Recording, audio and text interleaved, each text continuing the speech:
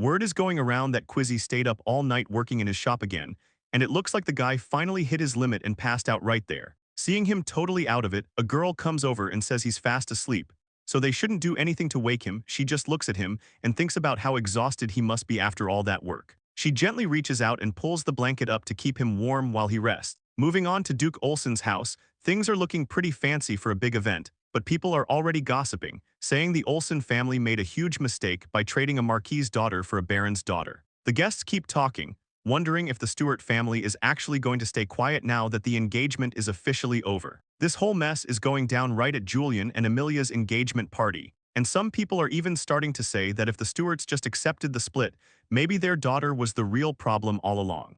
The crowd keeps talking, asking if the girl's name was Melanie and mentioning how she was actually pretty plain and never really stood out much compared to the others.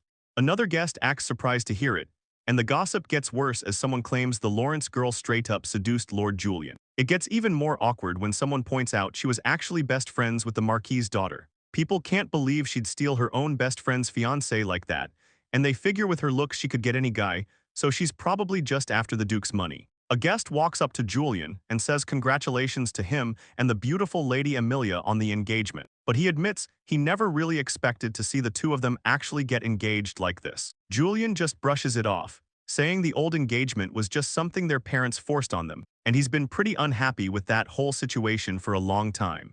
Julian looks pretty satisfied as he tells Amelia that he's honestly just relieved to be done with Melanie, and he goes on about how he always knew that someone as beautiful as her would be the one, because in his mind, a smart woman with actual magical talent is a way better fit for him. Amelia acts all shy, hiding behind her fan and telling him he's being embarrassing, but she's totally thinking to herself that it's the truth.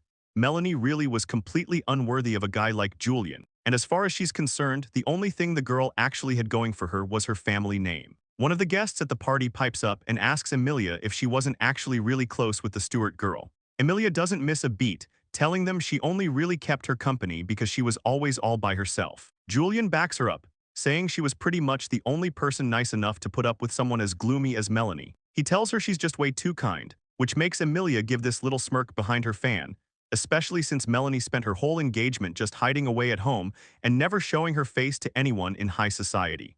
Amelia continues playing the part of the devoted friend, claiming that Melanie didn't have anyone else to turn to but her.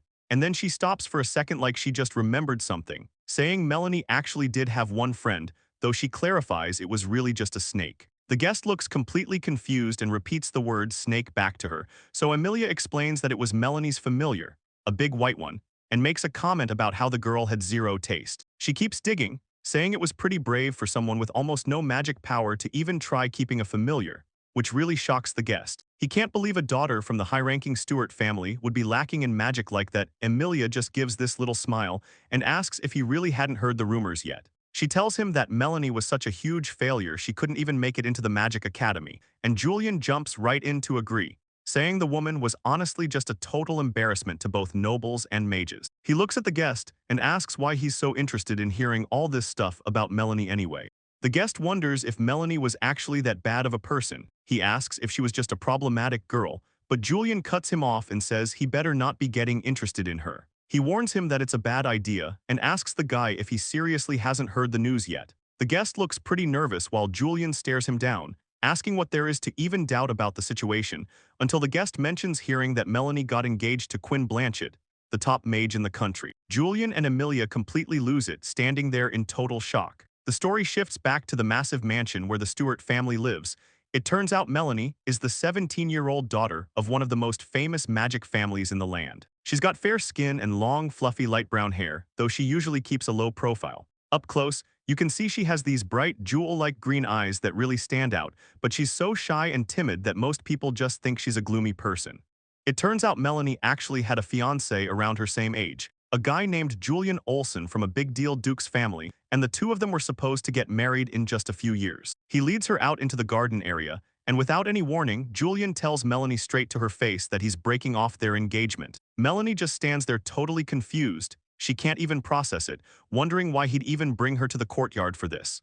Julian doesn't stop there though, casually saying he's decided to get engaged to Amelia instead. He drops Melanie's hand like it's nothing, immediately reaching out to grab onto Amelia's. Melanie looks down at her empty hands, completely stunned by how fast everything is falling apart, while Emilia stands right there with this smug, satisfied look on her face. Melanie can barely get a word out. She's just stuck there wondering what is even happening as Julian and Emilia look at each other like she isn't even in the room, leaving Melanie totally stranded in the background.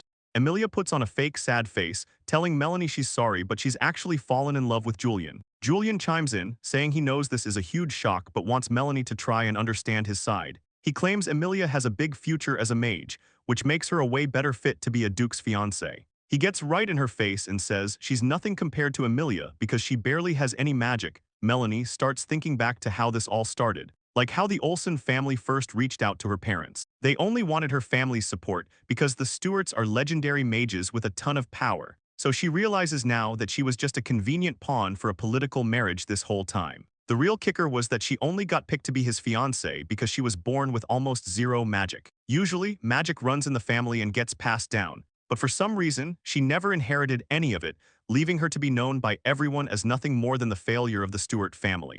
Melanie looks back at her life, remembering how everyone used to whisper about her being a failure, knowing the Olsen family only wanted her for her family's name, while Julian spent the whole time complaining. He never even tried to hide it, and his face always made it clear just how much he actually hated her, so she just kept her distance, letting 7 years pass by without them ever really becoming close at all. It didn't help that Julian was actually really smart and had the kind of looks that everyone noticed, meaning he was constantly surrounded by noble ladies who spent all their time fawning over him wherever he went. Being so plain and shy, Melanie felt like they had zero in common, making them fiancés in name only. But since their families had already made the deal, she knew the engagement wasn't something they could just end. She just went along with it, assuming they'd eventually get married once they were both old enough, mostly because she felt like this was the only way she could ever be useful to her family, but things didn't go as planned. Everything Melanie expected for her future just vanishes. The engagement is officially called off. Looking back, those old memories feel sweet but they're long gone, especially the time when a bunch of noble girls were cornering her. They kept telling her she wasn't good enough for Julian, just picking on her until someone suddenly reaches out and grabs her hand to pull her away. Melanie looks up, totally surprised to see Emilia standing there. She can barely even get a thank you out. Emilia just smiles and tells her she needs to start talking back. She's a marquis's daughter too, and shouldn't let people treat her like that. It's crazy to think about now, seeing Emilia and Julian together. Julian has this smug look on his face while he talks. He says he's sure she already knows the deal, but he explains anyway. Emilia's family just became nobles because they created magic that makes spells faster and easier, basically saying she's perfect. She's smart, everyone likes her, and she's gorgeous, making it clear why he picked her. Melanie is stuck in her head, wondering if even Emilia secretly thought she wasn't good enough to be with Julian. She spent the last few days just sitting in her big bed crying, totally crushed by everything that happened when her brother walks in looking relieved because he was worried after she stayed hidden away for so long. He tells her to not let it get to her, saying Julian was never actually good enough for her in the first place. Her little sister jumps in too, agreeing with him. She's just glad Melanie isn't stuck with a guy who only has a pretty face. Even her father looks pretty beat up about it. He apologizes for ever making her get engaged to such a loser. He goes on about how the Duke's family has really fallen apart, not just with their magic, but as people too. Her mother agrees from the couch, saying they would have ended the whole thing way sooner if they knew he was such a fool. She tells Melanie she has nothing to feel bad about, and that the family is going to have to stop talking to the Olsens entirely. Melanie stays under the covers, but she finally speaks up, just to thank them all for being so worried about her. Melanie is completely lost, looking down and wondering what she's even supposed to do with herself now that her life is a mess. She knows everyone in high society is probably talking trash about how a marquis's daughter got dumped for a baron's girl, and honestly, the embarrassment of the whole thing is just eating her alive. She eventually apologizes for venting to her family and tells them she's just going to go hide out in her room for a while. But as she shuts the doors behind her, someone calls out her name, though she doesn't stop. Back in the room, her dad looks totally crushed. He can tell that the breakup really messed with her head. Her little sister isn't being quite as soft about it. She thinks Melanie is overreacting and shouldn't be so depressed just because some duke's son dumped her, but then she turns on her dad. She tells him it's actually his fault for ever bringing that marriage proposal home to begin with. The dad just looks guilty, explaining he only agreed to it because he thought marrying into that family would help Melanie's self-esteem since she has no magic. Now he's just scared this whole disaster has destroyed whatever confidence she had left. Her mom adds that Melanie always cares way too much about what other people think, and she really wishes there was something they could actually do to help her, leaving the three of them standing there in total silence, just feeling bad that they can't fix things for her. Melanie's home, the Fostel Kingdom, is a place where magic is everything because monsters are constantly attacking the borders, and in this kingdom, having strong magic means you have high status, which is why all the nobles spend their lives studying it. Melanie's hand reaches out toward a row of old books on a shelf. While some families work tirelessly to create their own secret magical styles, others even set up marriages just to make sure their kids would have more mana, leaving Melanie sitting alone in the library, thinking about how a few days have passed since the engagement disaster. Her family, the Stuarts, were actually one of the top-tier mage houses, but she just looks down sadly, wishing she had the same kind of magical power her siblings were born with. She remembers her weak attempts at magic, where her water was just a tiny drop and her wind was a pathetic breeze, the main reason she couldn't even get into the academy. She thinks back to how she tried to fit in at parties just to be useful, but she realizes now it was all a waste of time. And standing there, she realizes that being hidden away in the archives is the only place she actually feels calm. Melanie stares at the shelves, thinking about how those old books were written in an ancient language she could barely read at first, but even though she actually finds it fun to decipher the ancient magic in the texts, she wonders if there's even a point to the research, and letting out a heavy sigh, she asks herself what she's even supposed to do from here as a white snake suddenly slithers up to her. Melanie looks down and recognizes the snake as Merle, asking what's wrong since the little creature is usually back in its room, but the snake just looks back at her with a happy, cute expression. Melanie gives the snake a warm smile and asks again what exactly brought it all the way out here. Just then, a man shows up and calls her name, saying he figured this was where she would be. Melanie looks up and sees it's her uncle Darius, telling him she's honestly surprised he knew her hiding spot, and Darius suggests having Merle show her around, while Melanie notes how the snake hardly listens to anyone but him, which is exactly what she expected. But it turns out it wasn't magic. Darius laughs and says he just lured her out with a treat, dropping the bait he promised right into the snake's mouth. Melanie changes the subject and asks her uncle if he actually needed her for something, or if he just came to check, and Darius tells her he heard from his sister that she's been down, and explains the whole family is worried since she hasn't been leaving the house. Looking for a way to help, Darius suggests she should head over to the Magic Academy for a little change of pace. Melanie looks totally caught off guard by the idea and reminds him she doesn't even have any magic power to begin with. Darius just smiles and tells her she can just help out as his assistant with some paperwork, since it's way better than sitting around at home. Moving on, the scene shifts to the massive towers of the Grand Magic Academy building, where someone is inside working like crazy. The sound of a pen scratching across paper fills the room as Melanie sits on the floor of her new workspace, completely buried under a mountain of research papers and notes. She finally looks up and cheers because she's finally finished, though she's totally wiped after pulling an all-nighter to get it done. On the table sits a small glass bottle filled with a glowing liquid, showing that her hard work actually paid off. Melanie stretches her arms high and lets out a big yawn, thinking about how she ended up finishing the whole project even though she only meant to do half. She leans in close to get a good look at the bottle and says that it's finally done. She feels a huge sense of pride knowing she actually managed to brew a real healing potion completely on her own. And it turns out Uncle Darius originally brought her on just to be his assistant at the academy, but she finished all her chores so fast that she was left with nothing to do. Darius decided to just hand her the keys to the lab, telling her there are plenty of extra rooms and she's free to use all the equipment. He reminds her that since he already taught her the basics of mixing medicines and using magic tools, she should just go ahead and use them however she likes. Melanie looks around the room, feeling a bit unsure as she asks if it's really alright for her to be using a professional workspace like this. Darius smiles and tells her that's not even the best part. She's actually allowed to sit in on the lectures with all the other students too. The news hits her hard and she starts shaking from the excitement, barely able to find the words to respond as Darius just laughs at her reaction and tells her to just focus on her research and have a good time with it.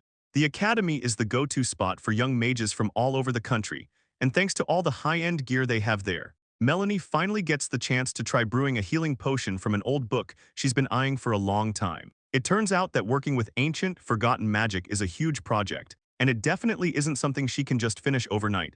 But she's excited and decides she's got to show her uncle, wondering how he'll react when she tells him she did it all herself. Melanie starts packing up her things in the lab and throws on her cloak to head out, while she tells Merle she's leaving and asks the snake to keep an eye on the lab for her until she gets back. The sun is way brighter than she expected as she steps outside, especially since the academy is such a massive, serious place for magic training. The whole campus is tucked away in the middle of a big forest. It's mostly full of noble kids, though some commoners with magic make the cut too. There isn't really a strict age limit for the students, but because of how noble society works, most of them are just teenagers. And even though they can graduate in a few years, plenty of them stay longer to make sure they're ready for whatever comes next. It's a competitive place, and some students even stick around for years just to try and land a spot as a prestigious court magician. Melanie looks around the quiet halls, thinking about how the academy is usually packed with people, but since morning classes just started, there's hardly anyone out. She's actually glad about it because it makes moving around easier, until she suddenly spots a couple of students standing near a pillar ahead of her. She immediately ducks behind a wall, shaking like a leaf and staying as quiet as possible so they don't notice her. One of the girls looks over like she heard something weird, but Melanie stays hidden and out of sight. Sweat is literally dripping down her face as she tells herself how incredibly scared she is of being seen. She grips her hood and tries to pull it even lower, deciding she's got to hurry and find her uncle before she loses her nerve. She starts sprinting down the hallway as fast as her legs can carry her, but everything goes sideways when she crashes into someone, sending all her research papers flying across the floor. Melanie is flat on the ground after the crash, looking up in shock as the guy she hit asks who she is. He leans down and asks if she's okay. And that's when she notices his purple eyes and the white robe he's wearing, which definitely isn't a student uniform. The guy gets really close to help her, making Melanie turn bright red as she stammers out a quick thank you. She stares at his face, completely stunned when she realizes she's looking at an actual court magician. Her heart starts racing and she can barely breathe, just totally overwhelmed by how intense the situation is. The magician stands there looking like something out of a dream, totally calm and collected while Melanie just freezes up. She's completely spaced out, staring at him with a blank look on her face until it finally clicks. She snaps back to reality and panics, realizing she's just standing there like a weirdo. She starts shouting apologies and bowing over and over, leaving the magician looking pretty confused by the sudden outburst. Without waiting for a reply, she drops down and starts frantically grabbing all her papers off the floor. Melanie is on her hands and knees in a total panic, yelling about her thesis papers being all over the floor. She's making all these stressed out noises, while Quinn just stands there watching her struggle to grab everything. Looking up from the mess, she suddenly realizes she's blocking the entire hallway and asks if she's in the way, which just makes her freak out even more. She starts bowing and apologizing like crazy, saying she needs to hurry up. But then a gust of wind catches the papers, and she can only watch as they start flying right out the open window. She stands there completely shocked for a second, totally unable to believe what's happening to her work. She rushes to the window and looks down, seeing her precious thesis pages scattered all over the bushes outside. Seeing one page stuck way out of reach on a plant makes her lose it even more, and she starts asking herself what she's supposed to do. More of the papers just keep drifting away into the sky, making the whole situation look like a total disaster. She knows she can't just leave them there, so she tells herself she has to go get them before they're gone for good. Melanie looks up and sees something that stops her right in her tracks. Quinn is just standing by the window, looking completely relaxed while he raises his hand as a glowing magic circle appears right above him. With a quick snap of his fingers, he sets the magic in motion. A massive whirlwind kicks up and pulls every single flying paper back toward the window, leaving Melanie totally speechless. The wind moves precisely, neatly stacking all the loose pages together until she realizes he didn't even say a single word to cast a spell that powerful. Watching him control all those different currents at once makes her realize just how high-level court magicians actually are. Quinn holds out the perfectly organized stack and simply tells her here they are. Melanie is still a bit stunned but quickly takes her thesis back, thanking him for saving her work. Melanie starts apologizing for bumping into him earlier. She's totally embarrassed and admits she wasn't even looking where she was going. Quinn doesn't say anything. He just stands there looking at her with that same intense, quiet expression. But then he suddenly leans in close, making Melanie freak out and freeze up as he reaches toward her. She realizes he's grabbing her hood, and before she can even react, he pulls it right over her head. Now she's completely red in the face and hiding under the fabric. She keeps apologizing for all the trouble she's caused. Without waiting another second, she yells out one last sorry and bolts away, leaving Quinn reaching out as she disappears. Quinn just stands there looking a little stressed. Realizing he might have handled that a bit awkwardly, he looks down at the ground outside and realizes she ran off way too fast. He actually wanted to tell her she missed a page. He starts thinking about how people always tell him he looks angry when he's quiet. He wonders if he just scared her off. He gives his fingers a quick snap to take care of the very last piece of paper. Quinn remembers Melanie saying that paper was part of a thesis, so he looks at it more closely. It's a lot for him to process, even though he's known as a total genius and the top court magician in the country. But as he starts reading, he gets confused and wonders what he's even looking at.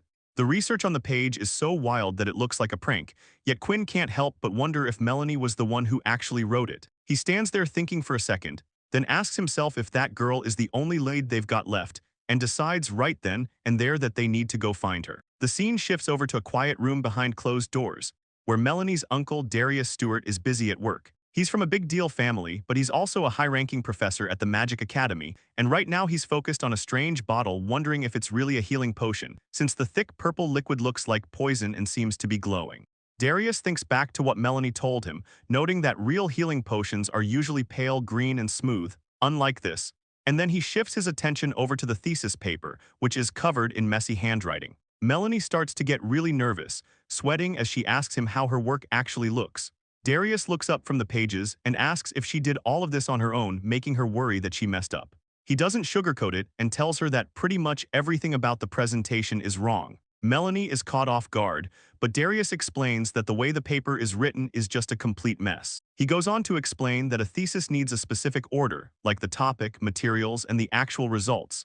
Because right now, everything is just jumbled together and way too hard for anyone to actually read. Melanie starts to apologize, but Darius stops her and says she actually did a great job for her very first try. He smiles and suggests they just ignore the fact that some of the pages are missing for now. Melanie is totally shocked to hear that some of her pages are actually missing, and she realizes she probably dropped them earlier, so she quickly apologizes and offers to go grab them, but Darius tells her to hold on because he wants to have a serious talk with her first. Melanie is a bit confused by the sudden change in vibe, but she goes ahead and sits down like it's tough because she was the only one in the family born without magic, leaving her stuck at the estate while Darius felt bad for his niece, so he started teaching her the basics of magic on his own. Looking at her work now, he's blown away because even though he knew she was smart, this thesis is completely on another level, and he stays quiet for so long that Melanie has to check on him. Darius snaps out of it and apologizes for getting lost in his head before asking her where she even got the idea for this potion, specifically if she really managed to put the whole thing together from scratch. Melanie explains that the recipe is actually from an ancient text she found in her family's archives. Darius is totally stunned, repeating the words ancient text like he can't believe what he's hearing. Melanie confirms it's a book full of old magic formulas, mentioning she deciphered the whole thing and then tried brewing it, which makes Darius stop her right there, asking if she's serious about actually decoding that ancient text herself. He needs to be 100% sure, so he asks again if she really managed to decipher the ancient script. Melanie says that's exactly what happened, but she's starting to get worried and asks if there's a problem. Darius is just sitting there in total shock, asking her if she can really read the ancient language. She casually tells him she can, which makes him freak out and demand to know who taught her. Melanie gets a little awkward and says nobody taught her. She just kind of picked it up on her own by reading, so Darius is left completely speechless, just repeating the fact that she just picked it up. Melanie tries to explain her process, saying she can't quite put it into words, but she started noticing how certain words meant things like medicinal herbs or how to brew them, and that's how she slowly began to understand the patterns, until she was eventually able to read the whole thing. Darius just stares at her, thinking about how she talks like this is totally normal when it's actually a massive deal, since there are hardly any people left in the world who can actually wrap their heads around ancient languages anymore. Because it's such a rare skill, ancient books hardly ever show up in public, and the few that do exist are kept under lock and key. Darius knows the school has some of those texts and dictionaries in the restricted archives, but even then it takes years of study to use them, making him look at her in total disbelief, wondering if she really managed to decode everything without any help at all. He remembers her hiding away in the archives but never imagined she had this much talent, and he doubts his sisters even know. Darius realizes what this means right as Melanie holds up a potion, explaining she brewed this healing liquid using one of those ancient recipes. She mentions some of the original ingredients don't even exist anymore, so she had to improvise a bit to get it finished. Melanie looks really happy as she explains how she put the potion together by using modern herbs that do the same thing as the ancient ones. Darius can barely believe what he's hearing, realizing she's a total natural as she tells him she already tested it to make sure it works exactly like a healing potion. She goes on to explain that once her parents taught her the basics, she just spent all her time in the archives, moving from modern magic straight into the ancient stuff, saying she just went through every old book in the mansion because she was having so much fun learning things she never knew. It didn't take long before she could read ancient languages perfectly, which explains why the best magician in the kingdom wanted her as his fiancée. Darius stares at the notes, still stuck on the fact that she actually pulled off an ancient recipe using basic modern tools, knowing that level of work takes a crazy amount of instinct and talent that most people just don't have. Melanie notices him spacing out and looks up with a confused face, asking her uncle if everything is all right, but he just gives her a quick smile and tells her it's nothing to worry about. He thinks back to how her parents wanted him to bring her to the academy as an assistant just to help her get over the breakup, but he realizes she's way beyond that. Darius looks at the academy building and thinks about how unfair it is that Melanie's genius stayed hidden just because she's low on mana, but Melanie sees his serious face and starts to freak out, thinking she might actually be in some kind of trouble. She begins to worry that she shouldn't have brought that ancient book from her house without asking anyone, or that she messed up by using the school's expensive ingredients to make her potion without getting the okay first. Even though her uncle told her she had free reign of the place, she's sitting there shaking and overthinking everything. She looks completely stressed out, wishing she had just kept things simple instead of showing off what she could do. Right as the tension gets too much, someone starts shouting for the professor from right outside the office door. The door flies open, and this stylish guy with long dark hair and earrings just strolls into the room, making Melanie stop in her tracks as she gets a good look at who it actually is. She realizes right away that he's the same guy she bumped into earlier, and he looks just as calm as before. Melanie starts panicking, wondering if this guy showed up just to complain about her. She's spiraling, thinking back to when they bumped into each other earlier and the guy just stands there with this heavy, serious look on his face. She hides her face, terrified that they actually chased her down after that encounter. Darius recognizes him immediately and calls him Quinn, asking why he's in such a big rush to get to work. Melanie is completely losing it, peeking out from her hiding spot while shaking like crazy. Quinn ignores her for a second to ask his uncle if the girl hiding over there is someone he knows. He mentions that his official work is already finished, but he stopped by the office to handle something else entirely, which makes Darius smile as he apologizes, telling Quinn he understands the situation but he's pretty busy right now, so they're going to have to catch up and talk another time. Quinn takes the hint and apologizes for the interruption, admitting he didn't realize his uncle was in the middle of a meeting. Quinn ignores the conversation for a second, staring at something nearby and asking the professor what it is. Darius starts panicking immediately, telling him it's just a failed batch of something and he should leave it alone, but it's too late. Quinn's already got his hands on the glowing bottle while Darius yells out his name in a hurry. Darius is sweating now, telling Quinn he can't just go around touching stuff without asking first. Melanie stays quiet under her hood, she's still trying her best to stay out of sight. Quinn doesn't seem to care about the rules though, as he holds the bottle up to get a better look. He's actually really focused, asking if the purple color in the liquid comes from a Katalmone herb. He keeps going, identifying stuff like Lyricbus root and Maberia pollen while Darius tries to say it's not a big deal. Melanie is so impressed that she pops her head out, asking him if he can really tell all that just by looking, and that's when Quinn finally realizes who she is. He points her out as the girl from earlier, making her dive back behind Darius. Quinn just stands there in silence for a second, taking everything in while Darius starts apologizing right away, asking him not to take it the wrong way. He's sweating a bit, trying to explain that she's just really shy around strangers, but Melanie actually speaks up from behind him, asking if he's the one who found her paper. The three of them stand there in the hallway for a quiet moment until Quinn looks her straight in the eye and tells her he was looking for her. He lets out a little smile and holds up a page, saying he found another one. Melanie is completely shocked, her face turning bright red as she stares at him. Quinn doesn't hesitate and starts reaching out toward her, and then he leans in close, looking right at her while she just freezes up. Quinn leans in with a confident smile and tells them he wants to make a deal, asking right away to see the stack of papers Melanie is holding. Darius is sweating and looks totally caught off guard, yelling out Quinn's name as Quinn just watches him, saying that Darius's reaction basically proves the papers are the real deal. He mentions he's just been looking for the person who wrote such a cool paper, while Darius asks if he actually read the thing. Quinn explains that even though he only saw one page, he was totally blown away and really wants to check out the rest, standing there with a calm smile like he's just waiting for an answer. Darius lets out a big sigh and admits that if Quinn has already seen part of it, there's no helping it now. He turns to Melanie and asks if she's cool with letting Quinn read her work, and she just gives a quiet yes while she starts wondering if this guy really tracked her down just because of what she wrote. Melanie hides behind her uncle and asks him who that gentleman is, so Darius explains that his name is Quinn, he's a court magician, and used to be one of his students. Quinn doesn't say a word, just stands there looking over the papers with a serious face, while Melanie looks totally surprised to find out they have that kind of history together. Darius mentions that Quinn still shows up at the place every now and then for work stuff, and Melanie finally gets why he's dressed in that uniform, while her uncle adds that the guy was always a top-tier student. He keeps going, saying Quinn used to be small and cute back in the day, but now he's lost all that charm. Quinn finally snaps out of his reading and tells Darius to pipe down a little. Darius immediately apologizes for the chatter, looking a bit embarrassed, and then Quinn just goes right back to the pages, completely locked into what Melanie wrote.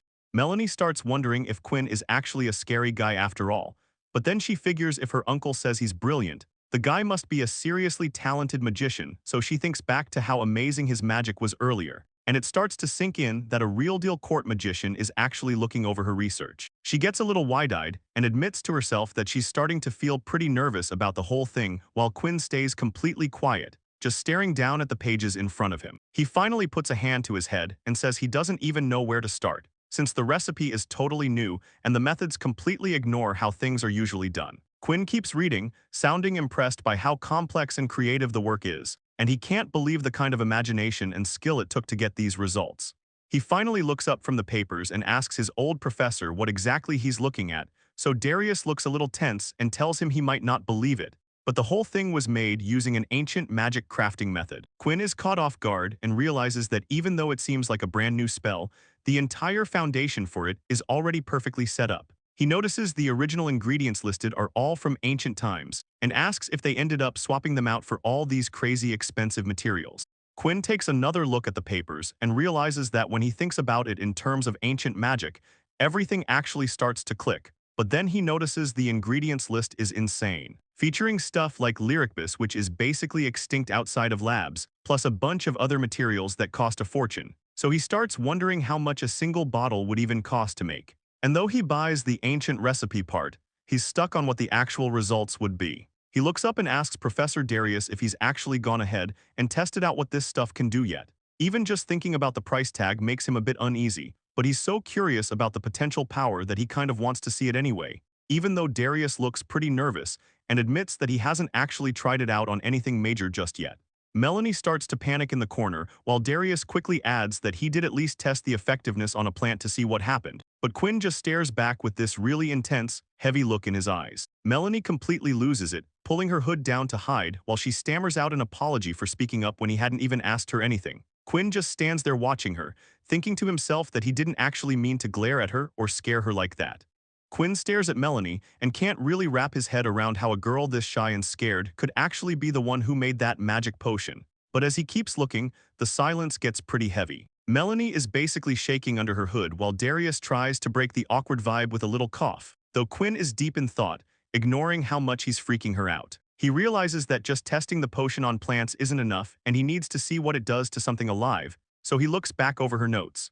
He sees where she wrote about damaging and then healing a plant with the chemicals, which proves it works, but there's a huge gap between a plant and a living animal. He knows he can't just test it on himself since that's way too risky, and then he suddenly stands up. He tells Melanie and Darius to just hang out there for a minute and wait for him to get back, leaving the two of them alone as he heads out, the double doors clicking shut behind him. Melanie sits there on the couch feeling pretty stressed out. She asks Darius if he thinks Quinn finally got fed up with her and just left, but Darius tells her to hold on and relax, and then a few minutes pass by in silence until the doors suddenly start to swing back open. Quinn walks back into the room holding a large bird cage. He apologizes for making them wait and shows up with a small animal ready for testing.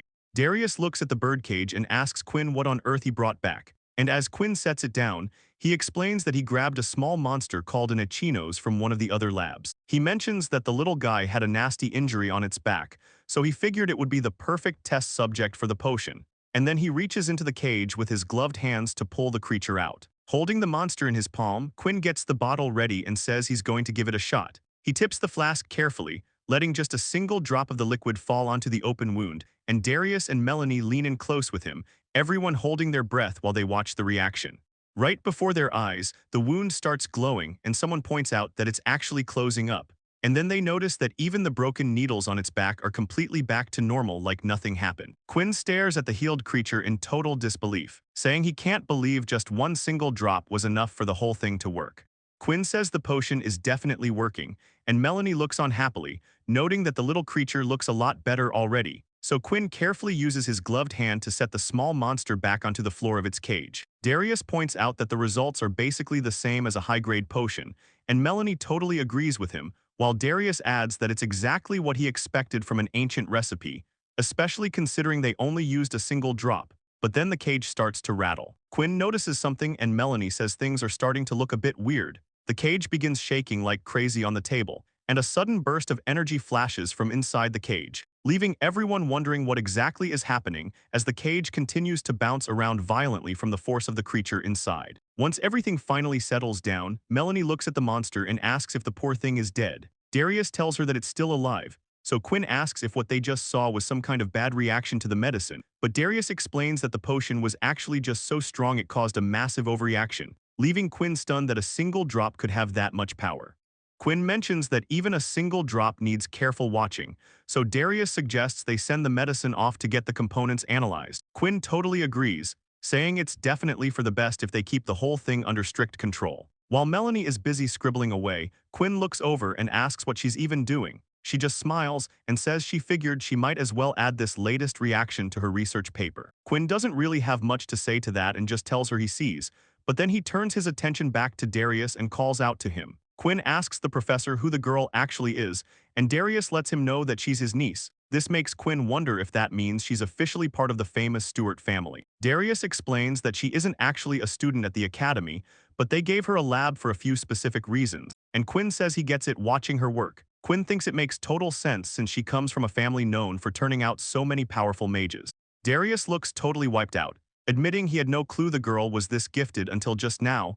It's honestly getting to the point where he says she's way too much for him to handle, and Darius isn't even sure how he's supposed to keep teaching her from here, making Quinn wonder if it's really that bad. Quinn realizes the potion really does prove her skills are on another level even as a court mage. He's never seen someone pull off an ancient magic formula. He knows ancient magic is powerful but super risky since there are so many things people don't understand about it, yet one bad slip-up with that kind of power could literally turn into a threat for the whole nation. Despite the danger, Quinn thinks it would be a massive waste to just leave talent like that alone. Melanie is just standing there looking pretty happy with her work, totally unaware of what he's thinking. Quinn decides to speak up and asks her what her name is, catching her a bit off guard as she looks up at him with a shy expression and says her name is Melanie. Quinn repeats her name to himself, just taking in the fact that he's finally talking to Melanie. She looks so young and innocent that he can't help but notice she's definitely not an adult yet, and looking closely at her big green eyes, he sees they're shaking with a lot of nerves. Her shy vibe doesn't really scream powerful mage or high-class lady, but that's exactly what makes her so interesting to Quinn as he just watches her. While her skill is obvious, Quinn realizes he's actually starting to care about who she is as a person, and that's a huge deal for him since he usually doesn't give a damn about anyone else. He figures it's pretty rare for him to feel this way about someone, so he decides to just go with these new feelings and see where things go because it might be fun. Quinn gives her a warm smile and asks Melanie if she'll become his apprentice. Quinn puts the offer out there, asking Melanie if she'll actually become his apprentice. Melanie is completely stunned, realizing in this moment that her life stuck in a birdcage might finally be over. She can't even process it, staring blankly while wondering if this is all just some huge mistake. But the situation is moving fast as Quinn adjusts his gloves, looking totally calm and serious about the offer he just made. Darius is losing his mind in the background, stammering Quinn's name and demanding to know what he's thinking, so Quinn doubles down, formally asking the professor to let him take his daughter away. Darius is sweating, mentioning that even though it sounds like a marriage proposal, he thought Quinn never took on students, and Quinn admits that's true, but he just can't let someone with her level of skill slip through his fingers. He makes it clear that keeping Melanie here would just be a total waste of her incredible talent. Darius looks away, admitting that while Quinn makes a fair point, he's still feeling pretty hesitant, sweating under the pressure while making it clear that he still just can't allow it. Quinn asks him why not, so Darius explains there's actually one huge problem with the idea of her being an apprentice, but Quinn doesn't look bothered at all, just asking if that's really supposed to be an issue. Darius finally says it out loud, telling him the truth is that Melanie basically has zero magic power, which makes the room go quiet as Darius keeps a serious look on his face. Quinn is completely caught off guard by the news, barely able to get a word out because Melanie is just standing there looking down, thinking she totally expected him to react that way. Darius goes on to say she isn't even a student at the academy and is only there as his assistant, somewhere she wouldn't normally be allowed to stay. And he points out that with her basic magic level, the only thing she can really do is mix up potions.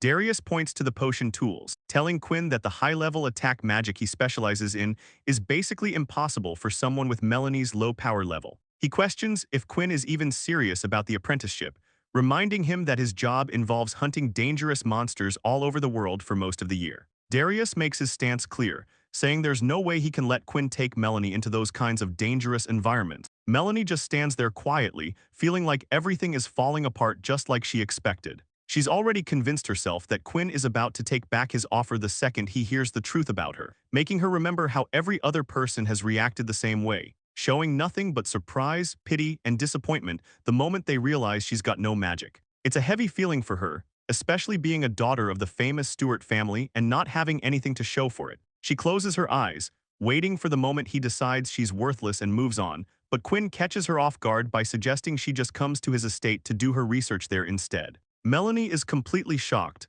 staring at him with wide eyes because she didn't see that coming at all. Darius tells Quinn to hold on a second, but Quinn just keeps explaining how his place is right by the castle, meaning he can teach Melanie the moment he gets back from his trips, and Darius looks pretty stressed, asking him if he's really for real about taking her on as an apprentice when she doesn't have a lick of magic. Quinn doesn't even blink, giving him a simple yes and explaining that his lab setup and materials are way better than what any other mage has, so she can just focus on her alchemy without any distraction. He turns to Melanie and asks what she thinks about coming to check out his estate, but she's completely stunned, barely able to get a word out as she tries to process the invite. She starts to say something, but Quinn reaches out and takes her hands in his, making him lean in close to tell her straight to her face that he wants her. And the air between them feels totally different now as flowers bloom, leaving Quinn just staring at her with an incredibly serious and focused look. Melanie is completely flustered, blushing hard as she stammers out Quinn's name while he holds onto her, and Quinn promises he'll never let her talent go to waste, practically begging her to come join him as her head starts to spin. She can't even think straight, just making random sounds while trying to find the right words to say. Darius finally steps in and calls out to Quinn to get his attention. Quinn asks what the professor wants, but Darius tells him he needs to let go of her hands immediately since he's making her uncomfortable. The grip he has on her is firm and serious, but just as Darius points it out, Quinn quickly pulls away and says he's sorry for overstepping. Melanie looks down, blushing even more as she tells him it's okay and that his hands felt big and warm. Quinn just stares at her, looking a bit surprised and moved by how sweet she's being, which leads to the two of them standing there in a quiet, shy moment while the air around them fills with flowers. Darius gets a serious look on his face and tells Quinn that if he really wants to take Melanie to his estate as an apprentice, there's one big condition. He says Quinn has to marry her. Quinn is completely lost for words while Melanie just yells out for her uncle, both of them totally blindsided by the idea, and she asks if this wasn't just supposed to be a simple apprenticeship. Darius doesn't budge, explaining that since she's not even an adult yet, having a young guy and girl living together is just not going to happen. And he adds that they have to make it official to keep her reputation safe, asking Quinn if he'd rather see people spreading nasty rumors about her. Melanie is shaking and can barely get a word out, just weakly trying to say no, but Quinn tries to reason with the professor, saying the whole thing is a bit extreme. He stops to think for a second, looking stressed as he realizes what's being asked of him, and finally he looks up with a serious face and agrees to the deal, saying he'll take her as his wife. Melanie stares at Quinn with wide eyes, calling out his name like she can't believe what he just said. Darius just smiles, looking totally satisfied as he tells Quinn that he's made a great point. Melanie starts to panic, sweating as she turns to her uncle and asks if he's really going to side with this idea too. Darius ignores her freak out for a second, saying they need to think about her feelings and start by just getting to know each other. He suggests that instead of rushing into a marriage, they should just stick to an engagement for the time being. Quinn just stands there looking completely calm while the whole situation unfolds around him. He looks at Melanie and points out that being engaged will keep people from talking, and then he just agrees to the plan. Melanie is losing it, waving her arms around while telling them they can't just drop a bomb like this on her out of nowhere. Darius tries to calm her down by saying Quinn is actually a good guy regardless of how he looks, and since he's his master, he can vouch for him, but she just stands there looking totally overwhelmed, barely able to whisper no as the reality of the situation hits her. Darius gives a little smile and tells Melanie that if she ends up not liking Quinn, she can always just come back home later. Melanie stands there looking completely stunned by the offer. The words hang in the air, giving her a way out before things even start. But Melanie is already a mess, blushing and stuttering that it's hard to even think about that right now. The news of the engagement hits the whole place like a shockwave, leaving everyone buzzing. Cut to a few days later, and the setting shifts to Quinn's massive mansion right in the center of the capital. The official word is out, and it's clear the two of them are the talk of the town. Inside the living room of the mansion, everything is quiet as Melanie tries to settle in sitting on the sofa. She wonders how Uncle Darius convinced her father to let her stay at Quinn's house so easily. She looks back at the last few days as a total whirlwind, remembering how her parents just went along with the plan.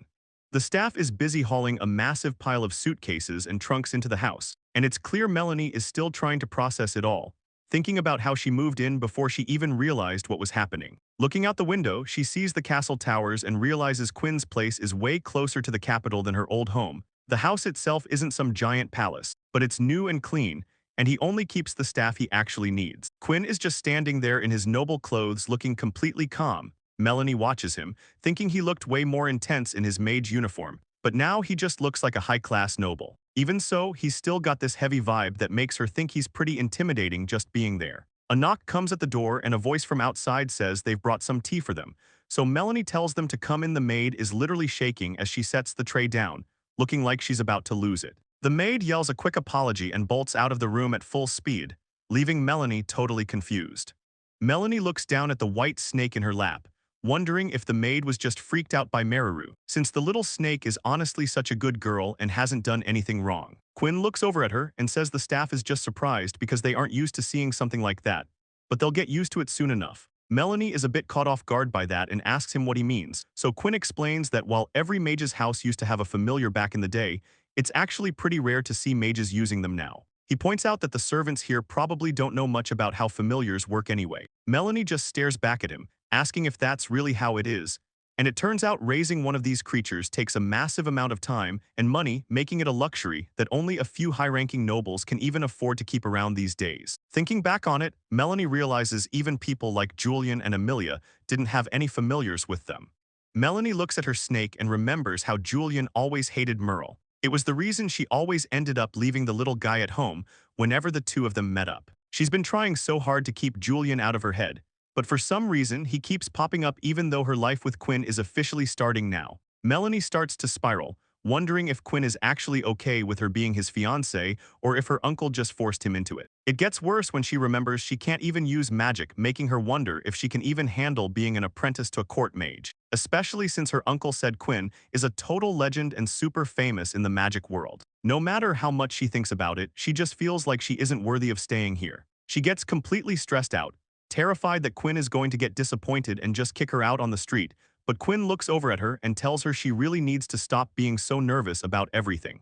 Melanie looks up at him with wide eyes and softly says his name, Lord Quinn, while Quinn looks back, realizing that he might be asking way too much of her. After all, she was basically dragged to a complete stranger's house out of the blue, making it totally normal for her to be this tense. He decides to apologize for bringing her here so forcefully, but Melanie just looks at him confused and asks him what he means by that. Quinn points out that she probably didn't want the apprenticeship or the engagement for that matter and asks if he's right about that. She starts to get flustered, trying to explain that the apprenticeship is one thing, but the engagement was just something her uncle forced on him. But Quinn just gives her a calm smile and tells her that she's got it all wrong. Melanie is caught off guard as he admits the engagement was actually pretty convenient for him too. He explains that because of his age, everyone around him has been nagging him to get married, and he was getting tired of nobles constantly lining up with proposals.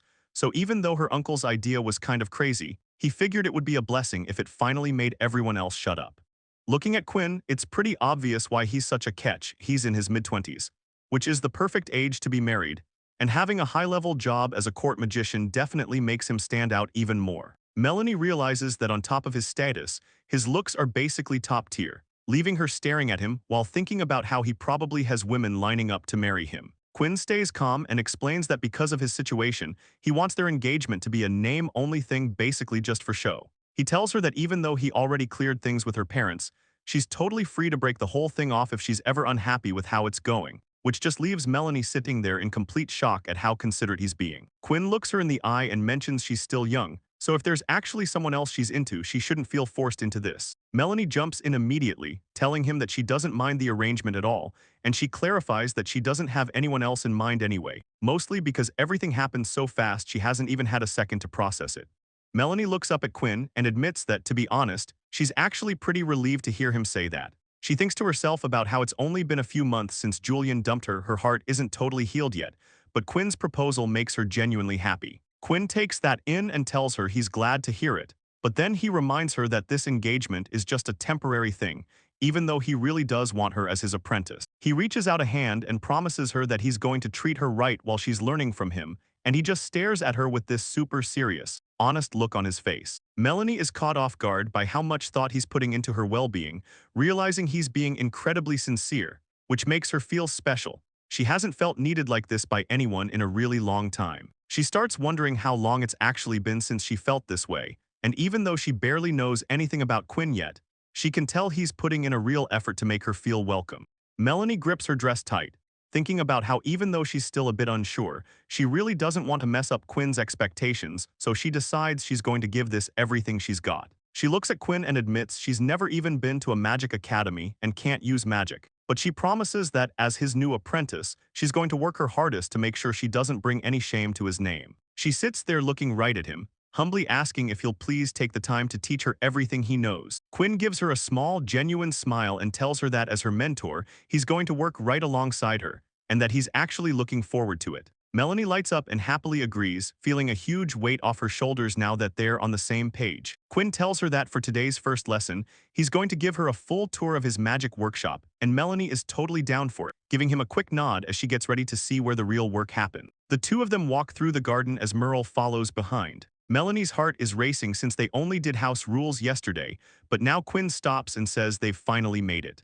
Quinn shows Melanie into the room, explaining it was only supposed to be a small workshop for his research, but the place is absolutely massive, looking more like a giant library and laboratory hybrid than a regular room. Melanie is completely blown away by the size of it, mentioning how huge the workshop actually is, while Quinn explains that hunting down monsters on his expeditions and bringing back materials made the place grow bigger than his actual mansion. Melanie can't believe it, thinking to herself how rare it is for even high-ranking nobles to have a private lab on this scale. She looks at the endless rows of jars and supplies, asking Quinn if he really collected every single thing in here by himself. The two of them walk deeper into the workspace, passing by bundles of dried herbs and massive storage containers. Quinn confirms he did, mentioning that while he started the collection for research purposes, things changed because he hasn't had any free time lately, so now it's basically just a giant collection, which leaves Melanie staring at some taxidermy in shock. He keeps walking, casually adding that this is just what happens when your main gig as a court magician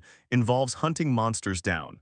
Quinn keeps the tour going, casually mentioning that for him, getting his hands on rare materials is actually remarkably easy, because he leads her up a grand spiral staircase to show her the rest of the massive collection. He explains that his job lets him get perfectly intact corpses of rare monsters, and once they're preserved, they end up stored away just like this. Quinn turns to her with a look of total confidence, telling Melanie he already went ahead and set up a room specifically for her to use. He shows her a desk loaded with books and gear, saying he figured synthesis research would be her main focus, so he got her a full set of equipment. The setup is top tier, and he tells her to just let him know if she finds herself missing anything at all for her work. The desk is covered in expensive-looking crystals and jars of ingredients, making it clear he didn't hold back on the supplies. There's even a nice couch by the window for when she needs a break from the books. It's basically the perfect workspace. Just then, Merle the white snake pops his head up, looking like he's in a great mood. Melanie is caught off guard as she watches the little snake slither across the floor right in front of her.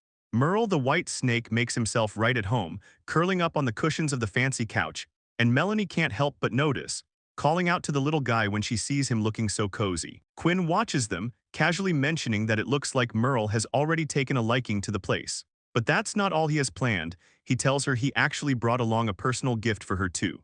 He holds out some white fabric, and Melanie looks at it, asking if he's giving her a robe. It's a long, clean piece of clothing that looks perfect for working in a lab setting. She puts it on and thanks him, saying that just getting her own research lab was already a huge deal. But the fact that they even went through the trouble of preparing a specific outfit for her is next level. She vows to do her absolute best to live up to what everyone expects of her, while Quinn just stands there, looking a bit lost before Melanie finally asks him what her actual day-to-day jobs as an apprentice are.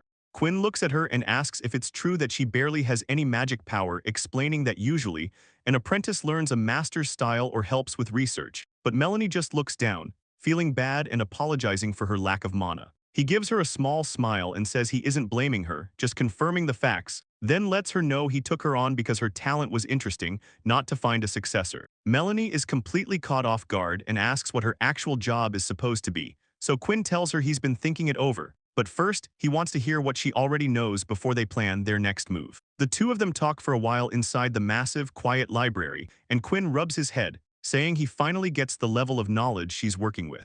Melanie looks pretty worried and stutters while asking if she's just not good enough to be his apprentice, but Quinn tells her that isn't the case at all, saying he thought he knew a lot, but her knowledge is actually insane. He looks a bit stressed and realizes he's going to have to change how he handles teaching her, which just leaves Melanie standing there looking totally confused by what he means. Quinn brushes it off and tells her to ignore him, suggesting they get started by looking at her compounding process. He asks if she can remake the healing potion she did the other day, explaining that while he saw the results, he wants to see how she actually works. Melanie lights up and says she can definitely do it, and she's ready to give it a shot right now. She gets to work and explains that the last step is just pouring the boiled-down mixture into the vial, and before long, she's finished the whole thing with a big smile on her face. Quinn just stares at the result in total silence, looking so shocked that Melanie has to ask him if he's doing all right. Melanie just stands there looking proud and sparkly after finishing the potion, but Quinn is sweating a bit, saying that seeing her work in person makes him realize how insane her process really is. Melanie looks a little confused and says she wouldn't know since she's just following the recipe as written, though Quinn stops her, pointing out that she's clearly doing more than just copying, like she's updating the old ways for today. Melanie smiles and admits she did throw in a few of her own twists to the ingredients and how she mixes everything, and Quinn tells her that's exactly why it's so impressive, thinking her lack of formal training actually helped her. He's honestly blown away that she could just come up with a whole new way to make it on her own. He starts worrying that teaching her the normal basics might actually mess up her unique style, though he still thinks it might be good to know them, which leads Melanie to ask him if something is bothering him since he's acting weird. Quinn finally says the real headache is going to be the cost. Using such pricey materials for every batch is a total problem. Quinn starts thinking it over and suggests they should look into finding some cheaper materials to use as substitutes, and Melanie agrees right away, saying the current potion is way too strong anyway, while secretly thinking he's being a bit childish. Quinn keeps muttering to himself, focused on the idea that she needs to get the basics of compounding down before anything else. He looks at her and tells her she should start by researching ways to actually improve that healing potion, which totally catches Melanie off guard, but she says she's down for it even though the suggestion came out of nowhere. The lessons start immediately, and Quinn gets strict, telling her she can't pour the liquid in first because the ingredients will just clump up. So he tells her to scrap it and start over, leaving Melanie looking completely flustered as she tries to keep up. He doesn't let up for a second, ordering her to chop the herbs much finer this time, and she quickly promises to do it. But even then, he spots another mistake and snaps at her that she's getting the order of the steps all wrong. Melanie is basically losing it at this point, panicking and apologizing while she tries to satisfy his sudden high standards. Melanie keeps trying to pour the mixture while Quinn stands right behind her, watching her every move like a hawk. The pressure is clearly getting to her as she starts panicking and struggling to keep a steady hand. She looks completely drained by the time she's done, just standing there with a totally exhausted look on her face. Quinn watches her for a second before telling her that seeing her work just made everything way too obvious. He says she's clearly lacking the basic fundamentals, and it's honestly a miracle she even managed to make that first potion. Melanie looks down at the ground, feeling totally defeated as she quietly apologizes for messing up. But Quinn's tone softens a bit as he tells her she doesn't need to be so scared of him. She catches herself and gasps, realizing that she's falling back into her old ways without even thinking about it. She knows her habit of getting all timid is bad, especially since it's something Julian and Emilia used to bring up all the time. She remembers Julian looking at her with total disgust, telling her that just seeing her irritated him and asking why she couldn't act like a lady. The memory of Emilia's voice hits her hard, reminding her that everyone only makes fun of her because she acts so weak. Melanie tries to shake it off, telling herself she has to pull it together and stop letting it get to her. She stands there staring at the table, knowing she can't stay like this forever. But it's not like she can just fix her entire personality overnight. The thought of Julian and Emilia abandoning her because of how she is keeps looping in her head. It's enough to make her feel completely pathetic, and she can't even stop the tears from starting to well up. But then Quinn speaks up, telling her there's really no reason to put so much pressure on herself like that. A single tear falls as she listens to him. She's clearly struggling to keep her emotions in check while Quinn keeps it real with her, saying she's a total amateur at magic and shouldn't expect to get everything right immediately. He looks at her for a second, his expression softening as he sees how tense she is. He steps up and puts his hands on her shoulders, telling her she just needs to relax a little bit. Melanie looks up at Quinn with tears still in her eyes, just surprised by how patient he's being, and quietly says his name. Quinn gives her a small smile and holds up a beaker, suggesting they just give the whole thing another shot. She wipes her face and agrees, feeling a lot more motivated to actually get this right. The two of them get back to the workbench, with Melanie carefully stirring the mixture while Quinn looks over the magic book, and she starts sweating from the pressure, focusing everything she has on the dropper as she adds the next part. They both lean in and watch the container together, waiting to see if the reaction goes the way it's supposed to. The liquid inside the flask begins to swirl and give off these bright little sparkles. Melanie looks over at him, sounding pretty nervous as she asks how the final product turned out, and Quinn inspects the flask, telling her it's a huge improvement and they should probably try switching up the materials next. Hearing that makes her day, she starts celebrating, super hyped that she actually managed to pull it off. Melanie is feeling good and says she'll keep working hard, mostly because she's just hyped that Quinn actually praised her. She looks over the supplies and figures that one specific ingredient probably has the best healing power out of everything there. She spots another bottle and realizes it could actually work as a substitute if they need one. But then Quinn reaches over her to grab it, saying that even though it's not impossible to use as a backup, the price is way too high for them and she needs to put it back right now. The look on his face totally freaks her out, so she just quickly agrees to do what he says. It makes her realize she's still got a long way to go before she's actually a worthy apprentice for him. Looking out the window, she thinks about how it's already been a few days since she moved into his mansion. At the start, she was pretty on edge about being in such a new place, but lately she's been getting closer with the staff and finally starting to feel more at home. Melanie thinks back to when she first arrived. She honestly had no idea how to act around Lord Quinn, especially with him taking her in as both his apprentice and fiancé. But after spending time studying magic by his side, she's finally starting to get a better feel for who he is. It's clear to her now that he has this crazy amount of passion for what he does. And even though his teaching style can be pretty harsh at times, he's just incredibly dedicated to the craft. She remembers going off to bed while he stayed behind, just locking himself away in the room all by himself. He spent the whole night in there, completely buried in research and trying to figure out ancient languages. Seeing how hard he pushes himself makes her wonder if she's even the one who's supposed to be the apprentice here, and sure enough, he ended up pulling another all-nighter locked away in the workshop. The servants started getting worried about him skipping meals, so they asked her to take a breakfast basket up, leading to Melanie standing outside the heavy workshop door, softly asking if he's actually in there. Melanie slowly pushes the door open and peeks inside the workshop, finding Quinn sitting there with his eyes closed, looking like he's finally crashed for the night.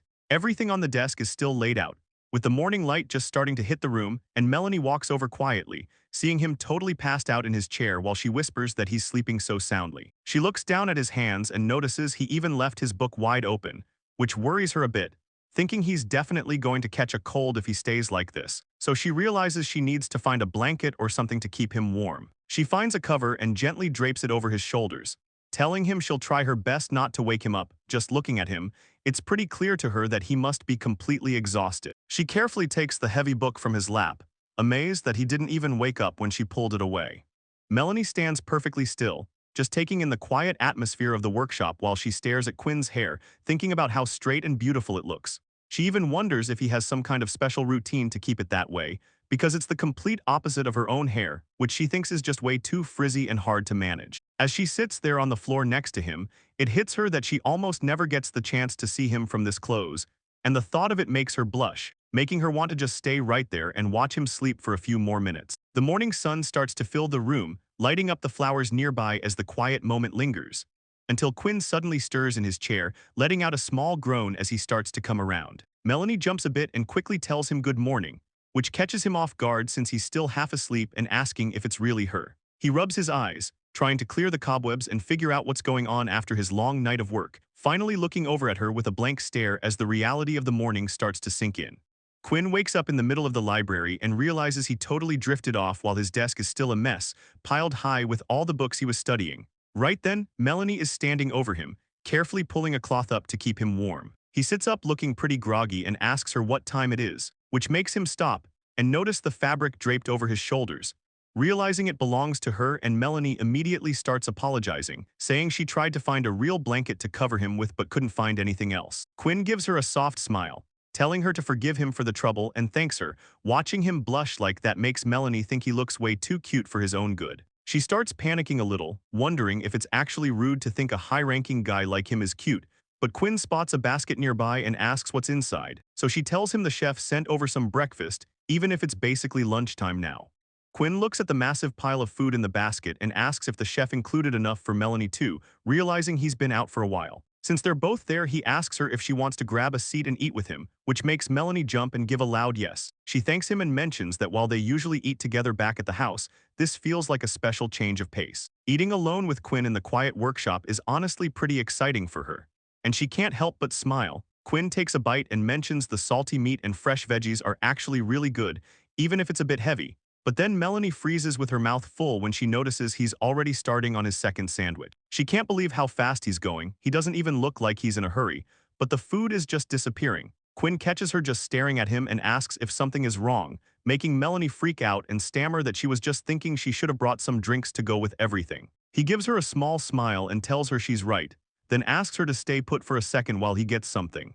Melanie looks up in total confusion and asks Quinn what he's doing as he suddenly stands up. She starts panicking and tells him he really doesn't have to go through all that trouble just to get a drink. But as he heads toward the medicine cabinet, she feels terrible and admits she only suggested the drinks to hide the fact that she was staring at him. He ignores the apology and walks over to a nearby workstation covered in glassware and lab tools. So Melanie watches him closely and asks if he's seriously heading for the alchemy table right now. Quinn doesn't say a word, looking completely calm while he picks up a large glass flask and begins carefully prepping some ingredients inside the glass with total focus. Melanie sees bubbles and a magic circle start to form and asks what's up, completely confused by why he's using magic for this. She watches the liquid swirl around and asks what on earth he's even trying to make, but he just keeps working, holding the flask over the glowing magic circle as the liquid starts to change.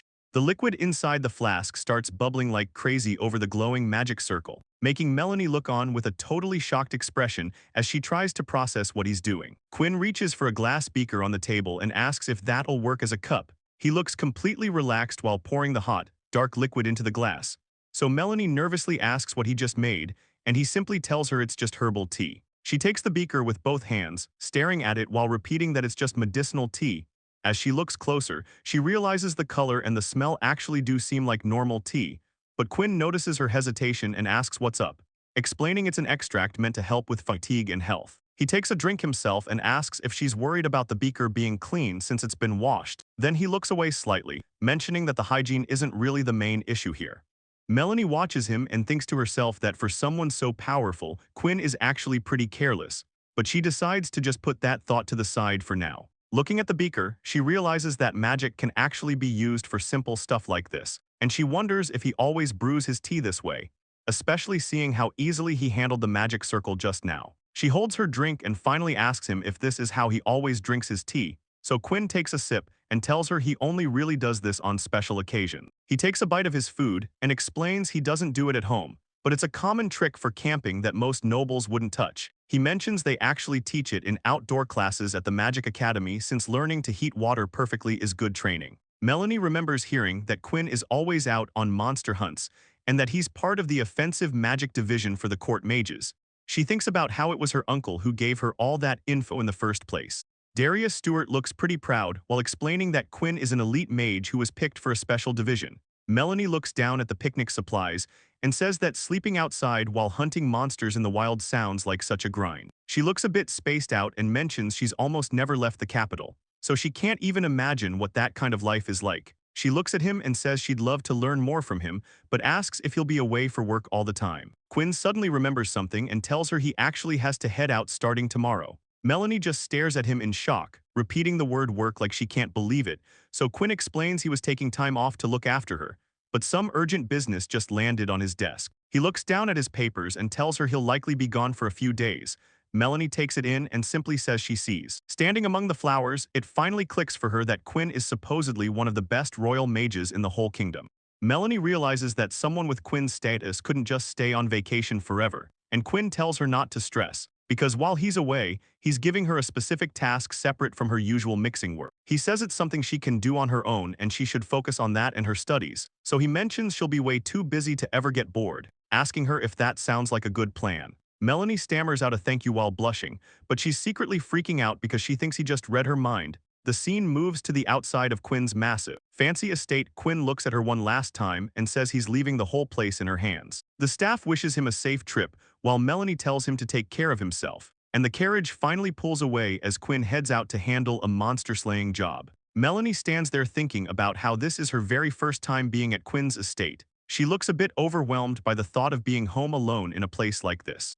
Melanie thinks about how everyone at the manor treats her so well that she honestly doesn't need a single thing. She's even started to get really attached to Merle, the little snake. It's a huge change for her, because even when she stays in the lab for hours working on her magic studies, nobody ever gets mad at her. She keeps thinking about how back at her old house, she used to get lectured and chewed out all the time for things like that. Sitting there, Melanie realizes she's actually way more comfortable now than she ever was growing up.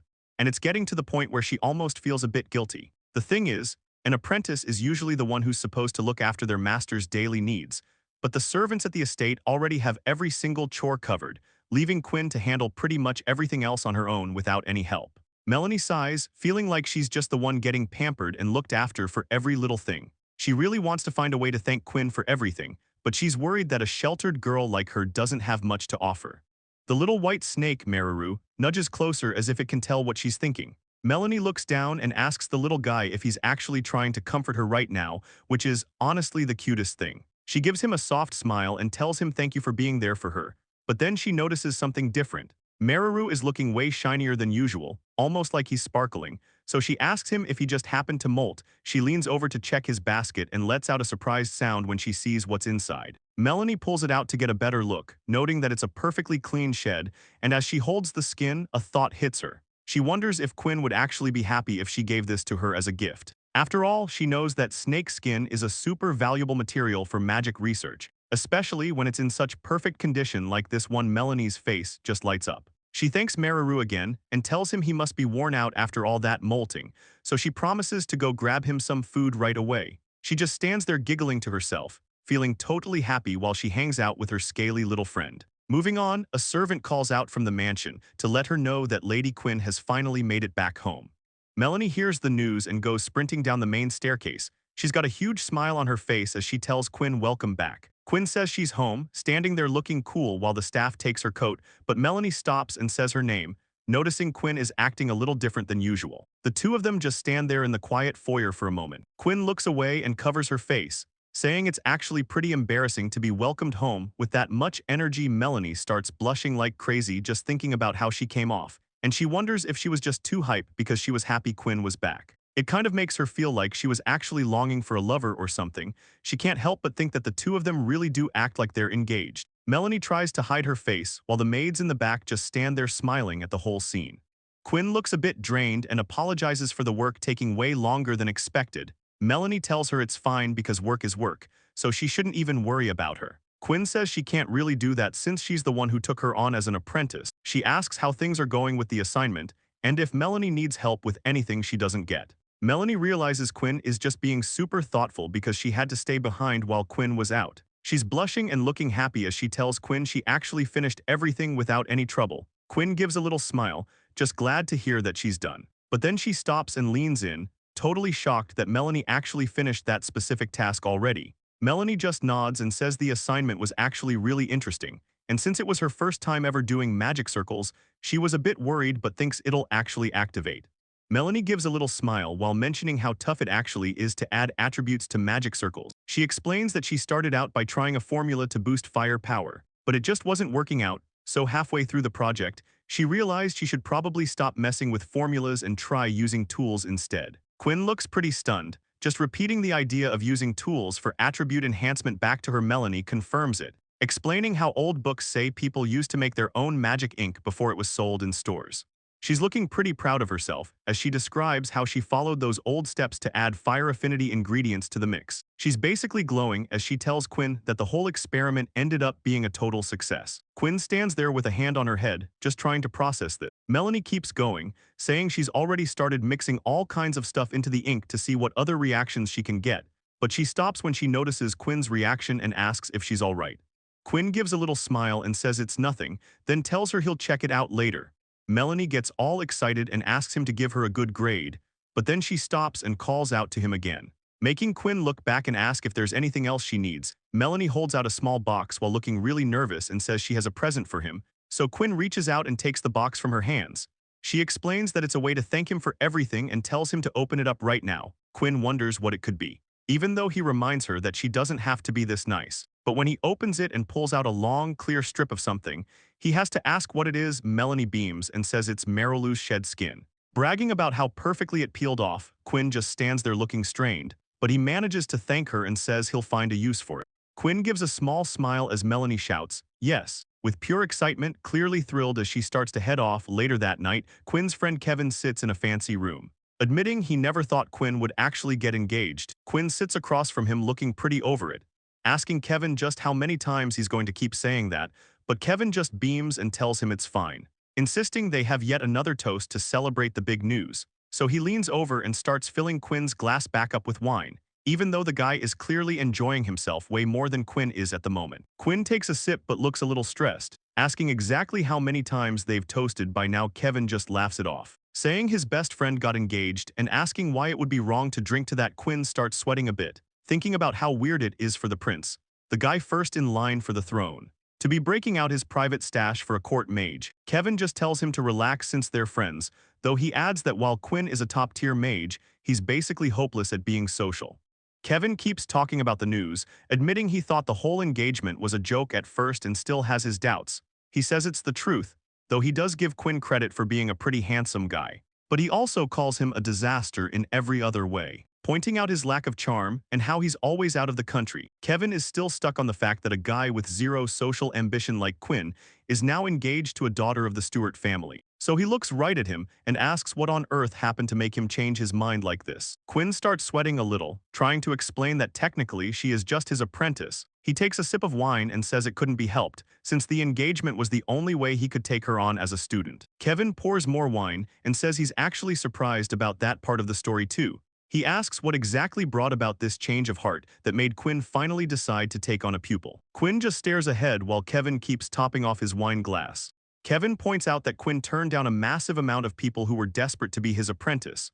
So Quinn explains that he honestly thought Melanie would just give up if he entertained the idea for a bit, but she didn't budge. He says it's impossible to just ignore someone with that level of talent. But Kevin is surprised to hear that from the top mage in the country, asking if she is really that amazing. Quinn describes her as a huge mass of raw talent and a total anomaly, wondering what her uncle Darius has even been doing this whole time. Kevin remembers that Darius was Quinn's mentor and realizes that he's part of the Stewart family too, which leads Quinn to confirm that Melanie is actually the professor's niece. Kevin takes a sip of his wine and asks if that makes her some kind of magical thoroughbred, but Quinn drops a bombshell, saying she actually has almost no magical power and hasn't even been to school, leaving Kevin looking absolutely shocked by the news. Kevin can't believe his ears and asks Quinn if he seriously took someone like that on as his apprentice. He says he's never heard of a royal mage training someone with zero magic, especially a failure from a family of legendary casters. Quinn explains that since Melanie was self-taught, no one actually realized how much talent she had, so she almost got married off to a duke's family instead. And hearing about the duke's family makes Kevin go quiet for a second as he thinks it over. Quinn notices the look on his face and asks him what's up, so Kevin says it's nothing big. He just remembered a bit of gossip he heard a while ago. He mentions the Olsen heir apparently dumped his fiancée just to chase after her best friend, that Lawrence girl. He keeps the rest to himself, thinking about how even the royals are secretly terrified of the House of Stewart. And he realizes it's pretty wild that the girl from the scandal is the same one who's now Quinn's apprentice and fiancée. Fate's weird like that. Quinn just looks a bit bothered by the whole thing and asks if that's really what happened. Kevin can't help but laugh a little, asking Quinn if he seriously had no clue the gossip was about his own fiancée. But Quinn just keeps it professional, reminding him that Melanie is his apprentice first and his fiancée second. Kevin watches him closely, thinking it's pretty rare to see the usually cold Quinn show this much interest in anyone. And even though he's dying to tease his friend, he holds back because he doesn't want to ruin the mood before he gets all the details. He takes a casual sip of his wine and asks what kind of talent this girl actually has to make her so special. So Quinn gets serious, telling him she has a ton of skills, but the big one is that she can read ancient script. The news hits Kevin like a truck, and he ends up spraying his wine everywhere in total shock. He wipes his face, yelling that there's absolutely no way she can actually read a dead language like that. Quinn just looks at him and confirms it's the real deal, adding that she even managed to teach herself, leaving Kevin completely floored by the idea of someone being self-taught in a language that most people think is extinct. Kevin is losing it, pointing out that even the royal palace has teams of experts who take days just to translate one page, so someone who can actually read it is basically a gold mine. He looks at Quinn in total disbelief, asking if a random 17-year-old girl really managed to pull that off. But Quinn just plays it cool, explaining that according to Melanie, she can only handle the magic-related stuff, which is still way more than enough for them. He keeps going, telling Kevin that she can even piece together ancient magic recipes from the old language, even though Melanie modestly claims she's just self-taught and barely knows what she's doing. The sheer scale of it finally breaks Kevin's brain, leaving him standing there with a blank stare just trying to process what he was just told, since trying to bring back ancient magic is pretty much the hardest research project anyone can take on right now, even for the elite court mages Quinn works with. The crazy part is that those top-tier researchers haven't actually made any real progress on it yet, but rumor has it that Melanie actually cracked the code on part of an ancient book recently. And if Quinn is telling the truth, this is a massive deal that would turn the whole country upside down, especially since that magic is hundreds of years old. Back in the day, mages were on a whole different level with massive mana reserves and insane precision, making Melanie's discovery a potential game-changer. Quinn explains how over the years, magic was simplified so much that the ancient ways eventually just fell out of use.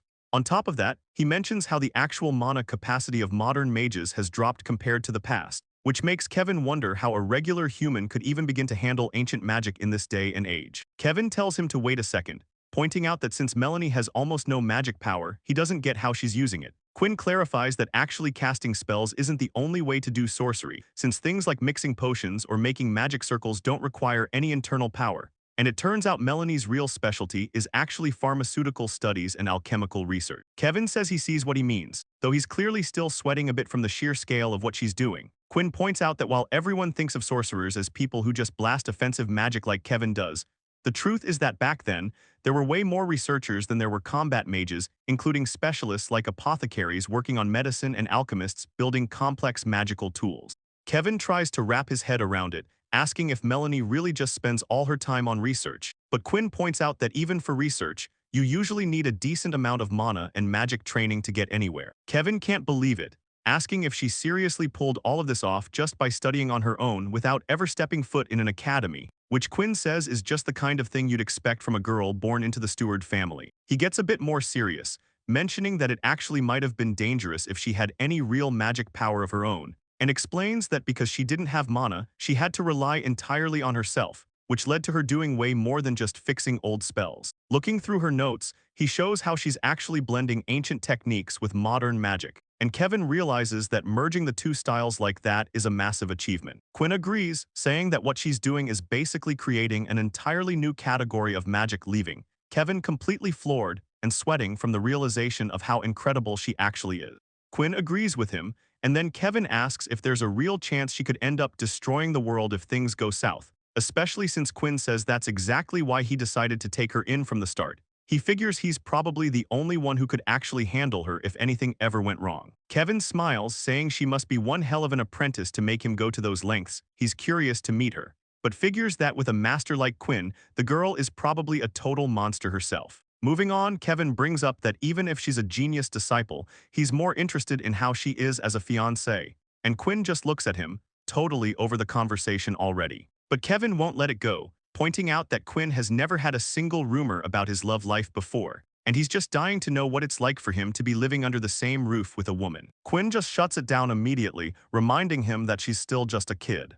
Kevin points out that at 17, Melanie is already a fine young lady and asks Quinn if he's really not interested at all, because Quinn admits he can't really take his eyes off her, mostly because she's an innocent, sheltered girl who has no clue how much talent she's actually hiding. He goes on about how if he leaves her alone, she'll waste expensive materials or try crazy experiments that almost blow up the cauldron, saying she surprises him constantly. Kevin just reacts with a surprised look, taking in how much Quinn is actually saying. He realizes it's super rare for Quinn to be this interested in anyone, and even if Quinn denies it, it's pretty clear he doesn't see her as just a student. Kevin thinks to himself that this whole thing might actually turn out to be a good influence on his friend. But then the scene shifts to the day after the toast, where Quinn is sitting in his library wondering just how much potential Melanie really has. On his desk sits an open box containing a piece of shed skin next to a magic circle. Quinn just stares at the item in total silence for a moment. He picks up the skin with his gloved hands, thinking that no matter how many times he checks it out,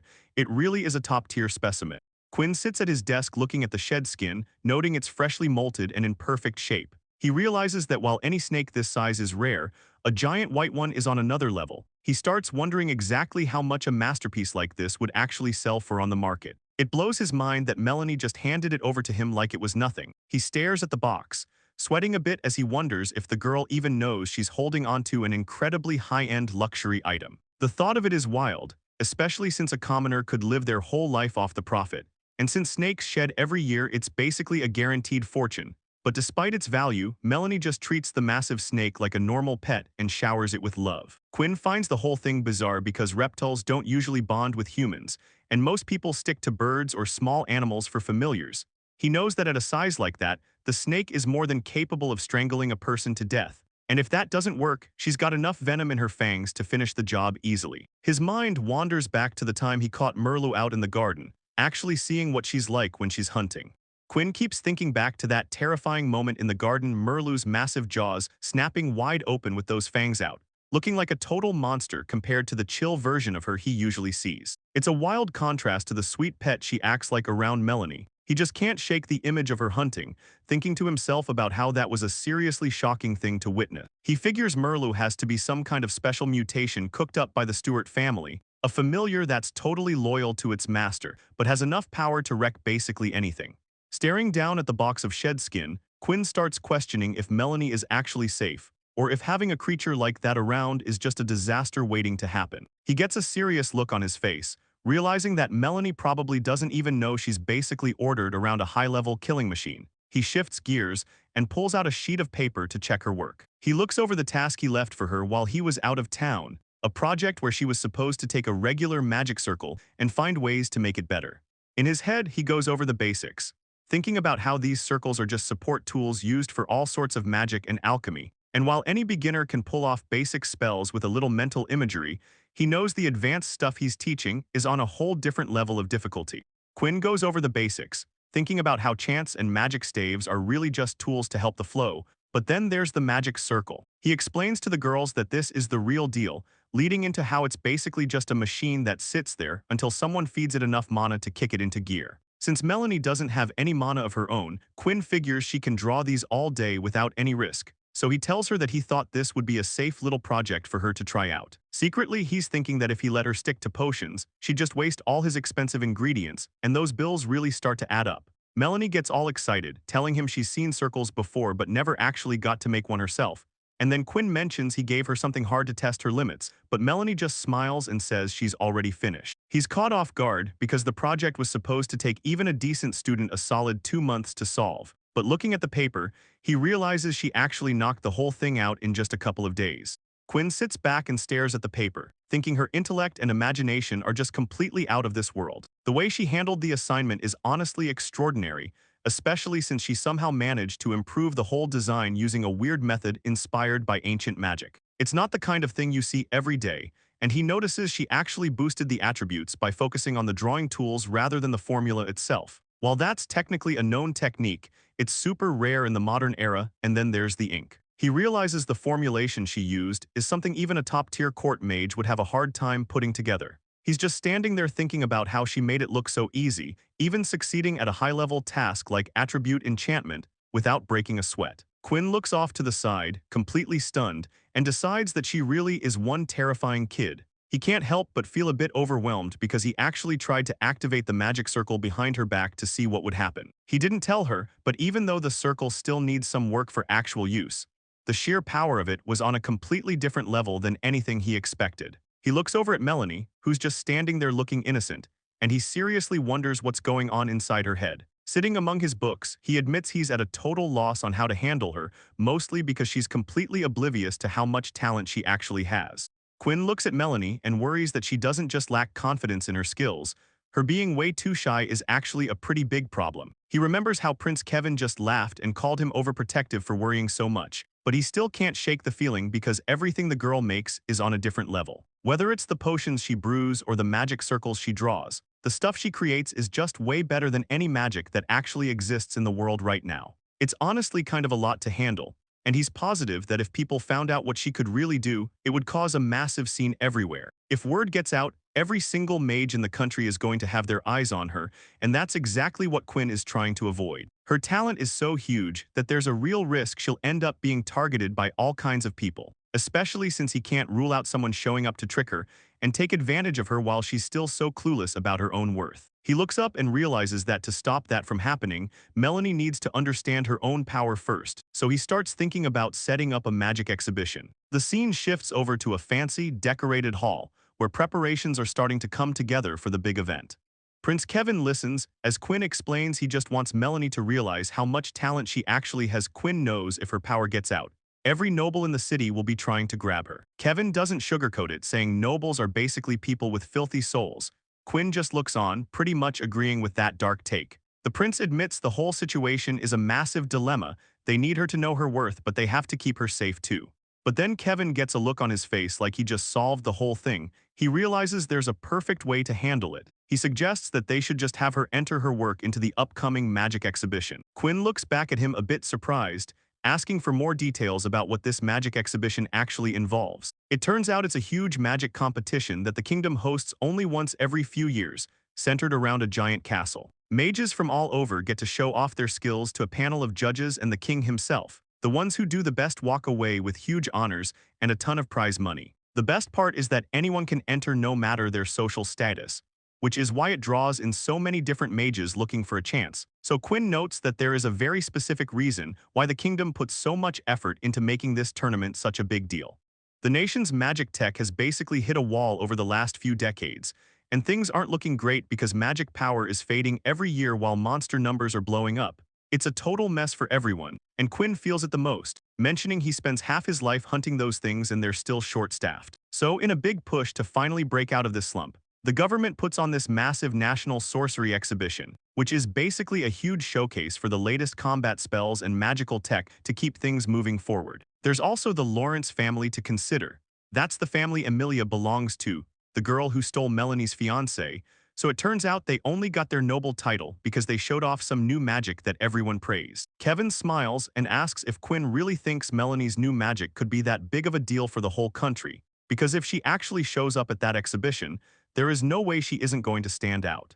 Quinn thinks to himself that he really hopes this opportunity gives Melanie the confidence she needs, but he also knows that once she steps out there, the whole world is going to know exactly who she is. It's kind of a hassle for him, but word is already spreading that he's planning to take her on as his official apprentice, and he figures her massive talent is going to get out sooner or later anyway, so they might as well help her build up her name, setting things in motion as he taps on a magic book and decides the plan is officially a go. Quinn leaves his desk and heads through the massive library to go catch up with her and tells Melanie they need to have a serious talk, asking her to meet him over at the workshop. Melanie looks completely caught off guard, asking if he's really talking about her being in the National Sorcery Exhibition. So Quinn just stops for a second and asks if she's even heard of how the exhibition works before, since he points out that the ancient magic she's been messing with is a total game changer for history, making her way more than qualified.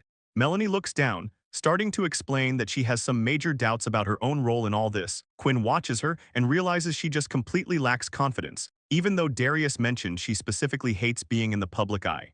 Melanie tries to downplay her skills, saying the ancient magic is the only thing that's actually impressive and she's just the person who reads it. She keeps going, saying it feels totally wrong for a person with almost no magic power to be showing off at a big exhibition like that.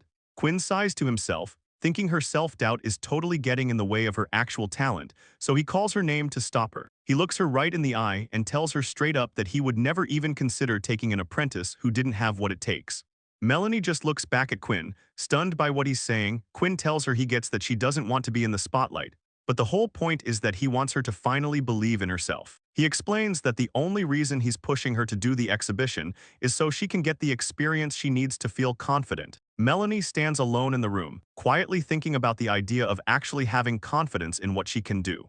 Quinn points out that she really struggles with taking compliments, and then clarifies that he isn't going to force her into the exhibition if she really hates the idea, which leaves Melanie feeling totally lost. So Quinn changes the subject and suggests she should just come visit his workplace for a bit. Melanie is caught off guard by the sudden invite, and we can see she's actually pretty curious about what a court mage does. But she asks if it's even allowed for an outsider to just walk into a place like that. Quinn is glad she's interested even though the idea just popped into his head, telling her it's the perfect way to see how big the world really is, as he gives her a small, knowing smile. He shuts down her outsider comment by reminding her she's his apprentice, then suggests that becoming a royal mage herself wouldn't be a bad goal to have. Melanie's eyes light up in total shock, and she asks if he seriously thinks she could ever be a royal mage like him. Quinn just stares back at her calmly, waiting for her to respond, while Melanie starts sweating and gets completely flustered by the massive expectation he just laid on her. Melanie stands there acting all fidgety and nervous, barely able to get her words out, but she finally manages to say she'll go, as long as it's just to take a look around. Quinn doesn't miss a beat and tells her it's settled then, making it official right then and there. Fast forward a few days later, a fancy carriage is rolling down the road, and inside Melanie is looking out the window, asking Quinn if the royal sorcerer's workplace is actually outside the castle. She explains that she totally assumed they'd be getting off right in front of the main gates, but now she's realizing they're taking a detour. Quinn clears things up, telling her that while some mages do work inside the castle, most of the staff actually spend their time in the separate facilities right next to it. As the carriage keeps moving, Quinn tells her to look out the window, pointing out that the research facility is coming into view, and Melanie is just floored, shouting about how huge the building is the second she sees it. Quinn explains that since this is such an important national spot, the gear they have inside is just as good as the Magic Academy, and Melanie is totally shocked, saying she's been to the castle for parties all the time but never had any idea all of this was back here. Quinn tells her these buildings are strictly for the palace staff, so it's really no wonder that most people don't even know they're around, especially since the area is so far from the main gates that the staff usually just stick to the back entrance to get in and out. He goes on to list everything else nearby, like the dorms, training grounds, and the coliseum used for the big magic exhibition, which leaves Melanie staring out the window, admitting that the venue is seriously massive. The carriage passes the huge stone arches of the arena as they get closer. Quinn gets a bit more serious, mentioning that the whole country is putting a lot of effort into this event, and even the king is showing up to be a judge. Melanie starts to feel even more out of place the more he talks, saying that the idea of doing magic in front of a crowd that big is just crazy, and even though Quinn really wants her to compete, she can't help but feel completely overwhelmed by it all. Melanie looks pretty stressed out, thinking to herself that she's definitely just going to be a burden today, but the carriage finally pulls to a stop as Quinn announces that they've made it to their destination. Outside, a massive fancy stone building stretches out with towers and rows of windows everywhere, and Melanie steps out, looking up in awe as she realizes this is actually the place where Quinn spends his days working. She watches as other staff members walk by dressed in long, white hooded robes, heading toward the entrance.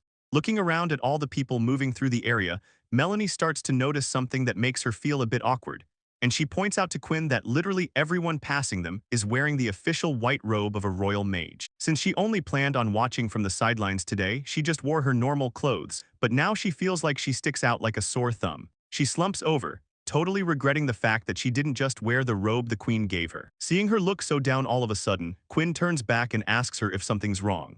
Melanie brushes off Quinn's concern, telling him it's nothing while trying to act like she's not feeling out of place. She keeps moving, her boots clicking against the floor as they head deeper into the facility. Looking around at the massive hallways, Melanie mentions that while the building looked big from the outside, the inside feels just as huge, and Quinn explains that the Magic Research Institute is a massive deal, being a project the country puts a ton of work into. He goes on to say they even have a medicinal herb garden and their own training grounds on the property. And with all the different research labs lined up in the halls, there are plenty of court magicians always busy working. Melanie thinks about how cool it would be to work in a place like this, though she realizes having so many people around must be a lot to handle. But then she notices mages starting to stop and look, and she wonders if people are gathering because she's an outsider, but then she hears something that completely catches her off guard, making her shout out in shock about the queen. She starts to get really flustered and breaks into a sweat, as she realizes a massive crowd is definitely starting to form right around them.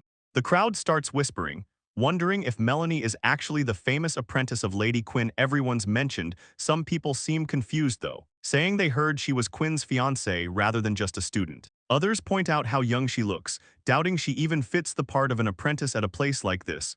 But Quinn just stays quiet, taking in all the chatter and staying cool. Suddenly Quinn turns toward the group and yells at them to get their attention, making it clear she's had enough, telling the whole lot of them that this isn't some sideshow and they need to get back to work immediately. The mages completely lose it and start scrambling away, shouting apologies and promising to get back to their posts, leaving Quinn standing there totally unfazed while Melanie is still shaking from all the sudden pressure. Once things quiet down, Melanie nervously asks why all those people were crowding around them in the first place, and Quinn just sighs, explaining that it looks like the word is finally out about Melanie being her new apprentice. Melanie is completely caught off guard, but Quinn just tells her to relax and not worry about the crowd. Even with those words, Melanie can't help but stress out, wondering if Quinn is actually some legendary figure rather than just a talented mage. Quinn is also a bit surprised herself, thinking about how much of a stir she caused just by taking on a new student. Watching Quinn walk ahead, Melanie starts to feel like she's accidentally become an apprentice to someone way more powerful than she realized. Quinn notices her trailing off and stops to look back, asking if she's feeling all right. Melanie immediately starts waving her hands around in a panic, insisting everything is fine while Quinn just looks on, totally confused. Quinn lets it slide for now, but mentions there's actually a specific spot she's been wanting to show her. Melanie looks up, curious about where Quinn could possibly be taking her after all that chaos. As they reach a set of large, fancy doors, Melanie realizes this must be the place Quinn was talking about. She stares at the building in awe, realizing they've arrived at the magic research lab and asking if this is really it. The sign on the door confirms they've finally reached the ancient magic research lab. As they walk through the grand, quiet hallway, Melanie gets curious and asks if there are actually other people who specialize in this kind of magic. Quinn looks back and admits there are a few, though she reminds Melanie that it's a really small group. She explains that ancient languages are a total pain to analyze, which is why most mages stay away from it, leading to the lab almost shutting down because they lose people every year. They reach the main room and Quinn calls out to let whoever is inside know they're coming in. But somebody inside screams about being in the middle of an alchemy session, just as a heavy staff comes flying straight at Quinn's face. The person inside just says whoops like it's no big deal, while Quinn reaches up and catches the weapon out of the air with one hand. Quinn doesn't even look rattled, she just tells the guy Ollie that throwing staves at people's heads is a pretty dangerous habit to have. A short old man with a huge white beard turns around, acting surprised to see young Quinn showing up at the lab since she's rarely around. Quinn just stands there holding the staff, waiting for him to settle down so they can actually get to work.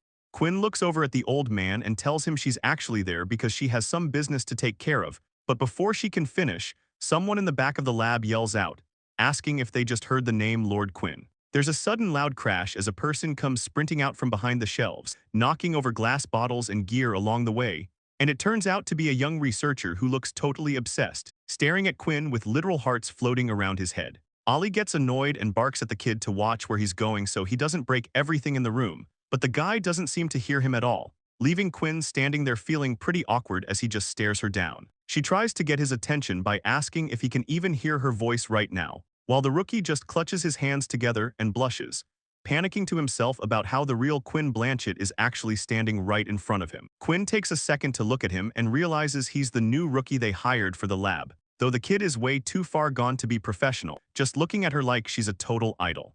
The rookie researcher introduces himself as Dino with way too much energy, while Quinn just stands there looking completely drained. She tries to keep it professional and asks if he was actually assigned to this lab, but Dino just smiles and says his training period just wrapped up, so he's just touring the different divisions for now. He mentions being there by total luck, since his real goal is to join the same elite magic regiment Quinn is in.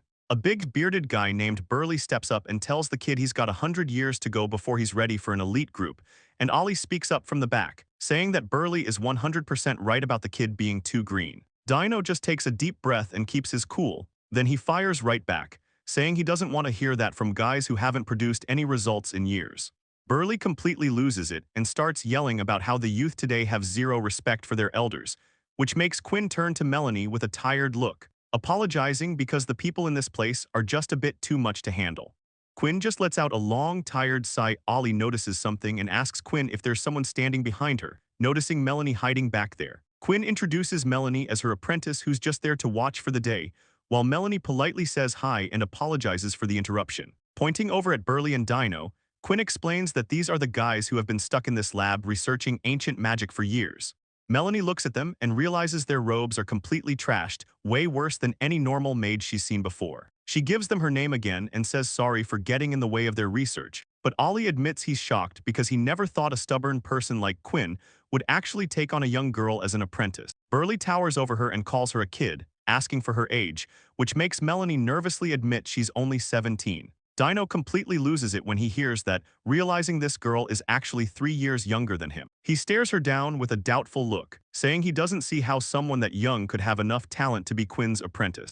Melanie tells Dino he doesn't have to be so mean about it, then asks if he's just acting like this because he's a huge fan of Quinn. Quinn cuts in to explain that since Melanie's into ancient magic, She thought this lab would be the best place for her to learn. Burley gets all hyped up hearing she's a specialist, saying she must be a total pro if Quinn actually took her on. He tells her to make herself at home and check out the place, since they're pretty proud of what they've built here. Melanie gives him a big smile and says thanks, really excited to finally get a look at everything. Quinn plays it down saying the room is kind of small, but Melanie just stands there taking it all in and saying how awesome it is. She starts looking at the shelves, spotting all these old-school tools and stuffed monsters she's never seen before. And it hits her that the whole vibe of the room reminds her a lot of the lab back at her parents' place. She notices a huge stash of magic inks and mentions how crazy it is that they have so many different kinds, which makes Ollie look pretty smug, as he tells her that the ink collection is basically his favorite thing in the world.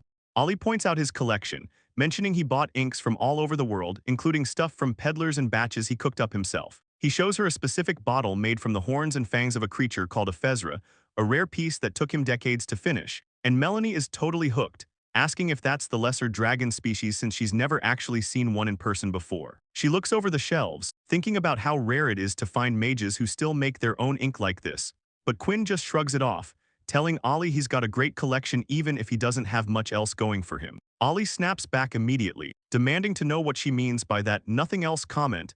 Then Dino jumps in to side with Quinn, telling the old guy that fancy materials are useless if they aren't actually producing any results. This just makes Ollie even angrier. He starts waving his staff around and complaining that even the rookie is talking trash now. While they argue, Melanie wanders off and spots something interesting, asking if she's looking at a magic circle written in ancient script, which is when Burley suddenly remembers something and turns around, accidentally giving her a bit of a scare.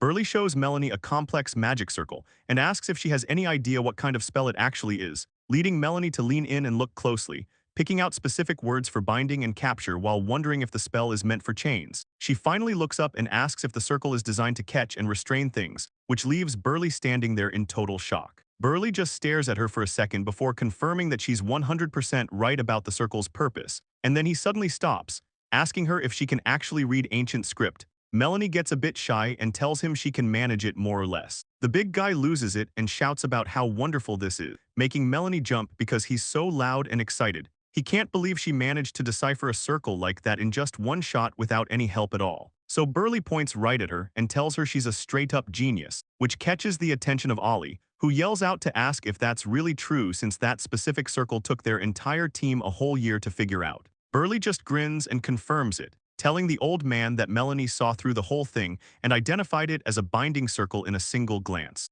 Ollie is completely blown away and shouts about how incredible it is that he just stands there staring at her with wide eyes, looking totally stunned. Then he asks Melanie if she can figure out the reason why the magic circle won't activate, which catches her off guard, making her repeat the question back to him in surprise. Ollie explains that he copied the symbols perfectly from the old texts, but no matter how much mana he pours in, it won't budge. He's basically at his wit's end. While Burley feels the pressure of everyone watching them so closely, Melanie decides she has to try one more time even if she isn't feeling super confident. She looks up at the massive magic circle again, studying every detail of the lines, and realizes that even though the drawing itself looks 100% correct, there's still something keeping it from working. Dino just laughs the whole thing off, saying it's impossible for her to fix since the experts worked on it for years and still couldn't crack it. He keeps going, telling her that being able to read a few old letters doesn't mean she's actually smart enough to solve a puzzle this big. Dino sighs and looks pretty annoyed, asking the others if they aren't expecting way too much from Melanie, but Burley immediately shuts him down, yelling that he can't even read ancient script himself. Dino acts all offended, saying that's a low blow since he's still just a student. Quinn ignores the bickering and looks straight at Melanie, asking her if she has any actual ideas, which completely catches Melanie off guard, making her stare back at Quinn in total surprise. Melanie gets her thoughts together and says that if the circle is drawn perfectly, the only other problem could be a lack of mana, and Quinn just stands there looking stunned, repeating the word mana like she can't believe it. Melanie keeps going, explaining that circles need mana to work, but this one is probably failing because the supply is just too low. She brings up a theory that ancient mages were way more powerful than anyone alive today, meaning the circle likely needs that same ancient level of power to actually turn on. The researchers suddenly scream that she's found the answer, which is so loud it nearly makes Melanie jump out of her skin. Ollie gets all fired up and tells Barney that the theory Melanie just came up with is actually possible, and Burley is right there with him, saying it's definitely worth a shot. Ollie suggests they try channeling their mana together while matching the same mental image, so Burley adds that they'll need to sync up their chanting perfectly to make it work. Then Ollie mentions using some high-grade magic ink to give the circle an extra mana boost, making the whole group start yelling about how great the idea is and how they need to get started right now. As the researchers lose their minds in the background, Melanie looks pretty worried and calls out to Quinn, asking her if she said something she wasn't supposed to say. Quinn stays cool and tells her it's fine, saying she's the one who asked for her input and Melanie has nothing to worry about. Melanie watches the chaos and thinks about how this has turned into a massive scene, and she's not really sure what to do next. But then Dino leans in and asks her who she actually is.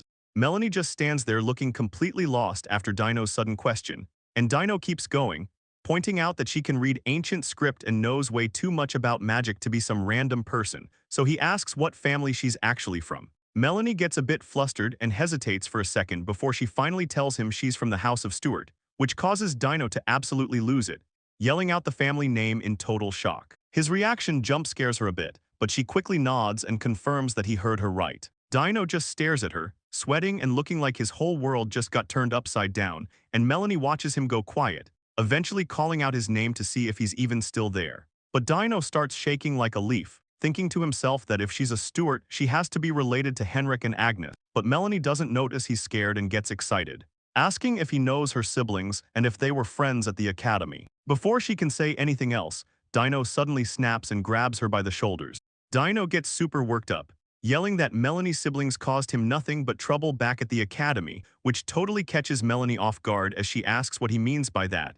But he just tells her to listen to his story. It turns out Dino was always called a prodigy as a kid and showed up to the academy with massive expectations from his family, but that all went south the second he realized Henrik was in his year. Henrik took first place in every single lecture and exam, leaving Dino stuck at number 2 and ruining his chance at a perfect school life. Even when it came to the younger sister, Agnes, things weren't any better. Dino never won a single match during the annual tournaments, and he can still see the smug look of victory on Henrik's face from back then.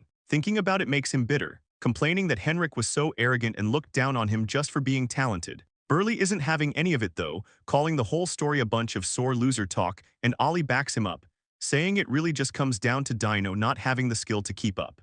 Dino gets defensive, telling Ollie that he only thinks that way because he doesn't know how the Stewart siblings really are, and he goes on about how he's actually talented enough to have passed the court mage exam at 18, but those siblings were the only people he could never beat. He even begs Ollie for some sympathy for being stuck with such freakish geniuses. Melanie starts feeling pretty awkward about the whole thing, apologizing because it sounds like her brothers caused him a lot of trouble. Dino just groans, saying they honestly made his life a total nightmare back then, but then he realizes something. He tells Melanie he doesn't remember seeing her at the academy, even though she should have been there. Melanie looks a bit nervous as she admits that she didn't actually go to that school at all, making Dino completely freak out. He asks her how she even managed to learn magic and ancient scripts without going to classes. She explains that while her family taught her the basics, she mostly studied the difficult ancient languages and magic circles on her own. Hearing that just makes Dino lose it even more, yelling about why she would ever try to learn something that hard by herself.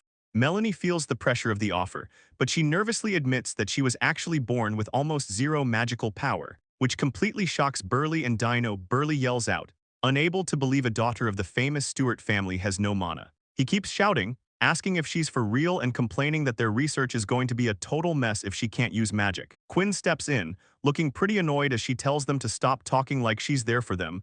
Melanie is her apprentice, not a research assistant. Ollie tries to play it cool, saying that since Quinn brought her along she must have planned on letting her help out, but Quinn shuts that down fast. She explains she only brought Melanie to see the facility for her future career. And besides, she isn't an official court mage yet.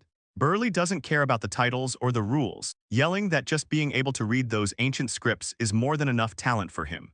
Ollie backs him up instantly, claiming that having someone like her around is exactly what they need to jumpstart their stuck research project. So Quinn tries to get them to settle down again, repeating that Melanie literally doesn't have the mana required to actually perform magic. The researchers won't take no for an answer, begging Melanie to join their lab because her knowledge is so crazy, leaving Quinn just trying to get a word in.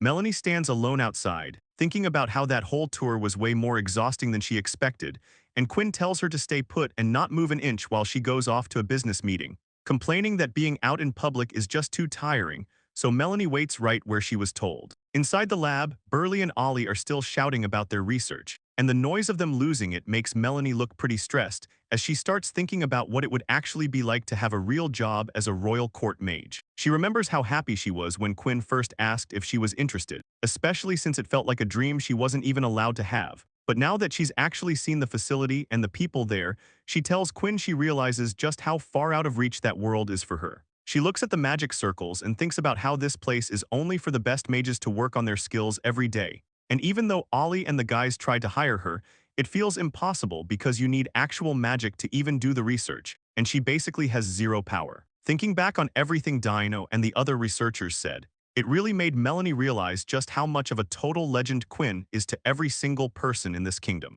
Melanie looks pretty down, thinking it was a mistake to even dream about being Quinn's apprentice when she's so far behind everyone else. But as she stands there, a voice from across the courtyard calls out her name, wondering if that's actually her.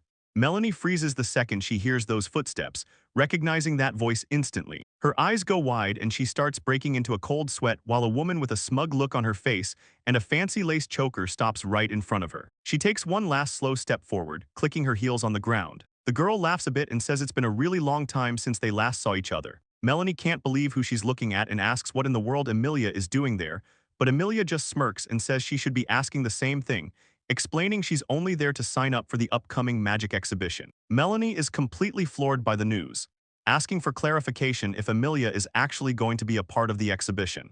Emilia smiles and says that as the fiancée of the Olsen family, this exhibition is the perfect chance to show off her skills. Melanie realizes the engagement to Julian is finally official, seeing them standing together as a couple, which makes her call out Emilia's name, asking how she can be so calm about all of this. Melanie remembers that Julian was her fiancé first, and it's hard to just watch him with someone else, especially when she thinks that if Emilia actually liked him, she should have just said something before the engagement was even broken. Looking at her, Melanie wonders if she was the only one who actually thought they were friends this whole time. She has so many questions she wants to ask her former friend, but as she looks down, Melanie finds herself completely stuck, unable to get even a single word out. Emilia calls her a gloomy girl as usual and says she's going to prove she's way better than Melanie and the rest of the Stewart family. Then she takes a final jab, asking why someone with absolutely no magic talent is even standing in front of the research institute.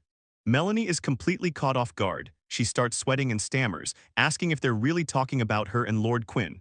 Emilia just narrows her eyes, realizing that all those rumors she heard were actually true. She says she heard the news about Melanie being engaged to Quinn Blanchett, and then she starts mocking her, saying it's crazy how fast Melanie found a replacement after getting dumped by Julian, and that the Stewart family's pull in high society is pretty impressive. Emilia keeps going, asking if Melanie was actually just kicked out of her old life because she's totally useless. She wonders how she could even think of going from Julian straight to someone like Lord Quinn with a mean look on her face. She says Melanie just jumps from one target to the next, like she's some kind of parasite.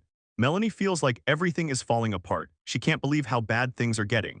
Emilia tells her she's just stating the facts and that Melanie standing by Lady Quinn's side is just wrong, which leaves Melanie looking down with tears in her eyes. She tries to say it's true but can't even find the words to defend herself. Quinn stands his ground and tells her that she's the one who doesn't get what's going on here, but suddenly Emilia yells out Quinn's name, catching everyone's attention right away. Melanie is completely stunned. She never actually thought Quinn would show up to back her up like this. Quinn looks over at the other girl with a cold expression and asks who she even is, so Emilia puts on a fake smile and introduces herself, making sure to mention she's joining the Olsen family soon. Quinn realizes who he's talking to, the lady who went and stole Melanie's fiancé away from her. Emilia acts offended, saying stole is a harsh word and that Melanie simply wasn't good enough for him anyway, and Melanie just looks at the ground, feeling defeated as she says she can't really argue with that. Quinn watches her closely for a second before telling Emilia that she might actually be right about that, which gives Emilia a huge, smug look on her face like she just won the whole argument. Quinn doesn't hold back, telling everyone straight up that Melanie is way too good for the Duke's family, and Emilia completely loses it, getting all red in the face and demanding to know what he's even talking about. He keeps his cool and says he means exactly what he said, pointing out that Melanie has an insane talent for magic. Someone in the crowd tries to shut him down, yelling that the girl doesn't even have a drop of magic in her, so Quinn just smirks and explains that even without raw power, she's got a gift for restoring ancient magic. Emilia looks totally lost, just repeating the words ancient magic like she's never heard of it before. Quinn doubles down and lets everyone know that Melanie can actually read ancient texts, which makes Emilia go pale as she says there's no way that's true, while Melanie just stands there feeling the pressure. Quinn puts a hand on her and tells the room that's why he made her his apprentice. He knows people think he only engaged her for her family name, but he looks down at her and says the truth is he just wants Melanie for who she is. Melanie looks totally stunned, wondering if Quinn really just recognized her worth in front of everyone. Quinn decides he's done with the drama, telling the crowd that arguing is a waste of time before telling Melanie it's time to go. She quickly agrees and follows him out, leaving the party behind. Moving on, they head back to Quinn's massive estate after finishing up their stop at the magic lab, and Melanie can't stop thinking about how Quinn told her she must be tired and should get some good rest. Later that night, she's tucked into her big bed, but sleep isn't coming easy because she keeps replaying the moment Quinn looked right at her and saw her for who she really is. She wonders if he was just saying those things to cover for her in a bad situation, but either way she can't help feeling happy. She starts blushing like crazy, not even knowing what to do with herself since she's so overwhelmed, and then tears start hitting her eyes just from the simple fact that Quinn finally acknowledged her.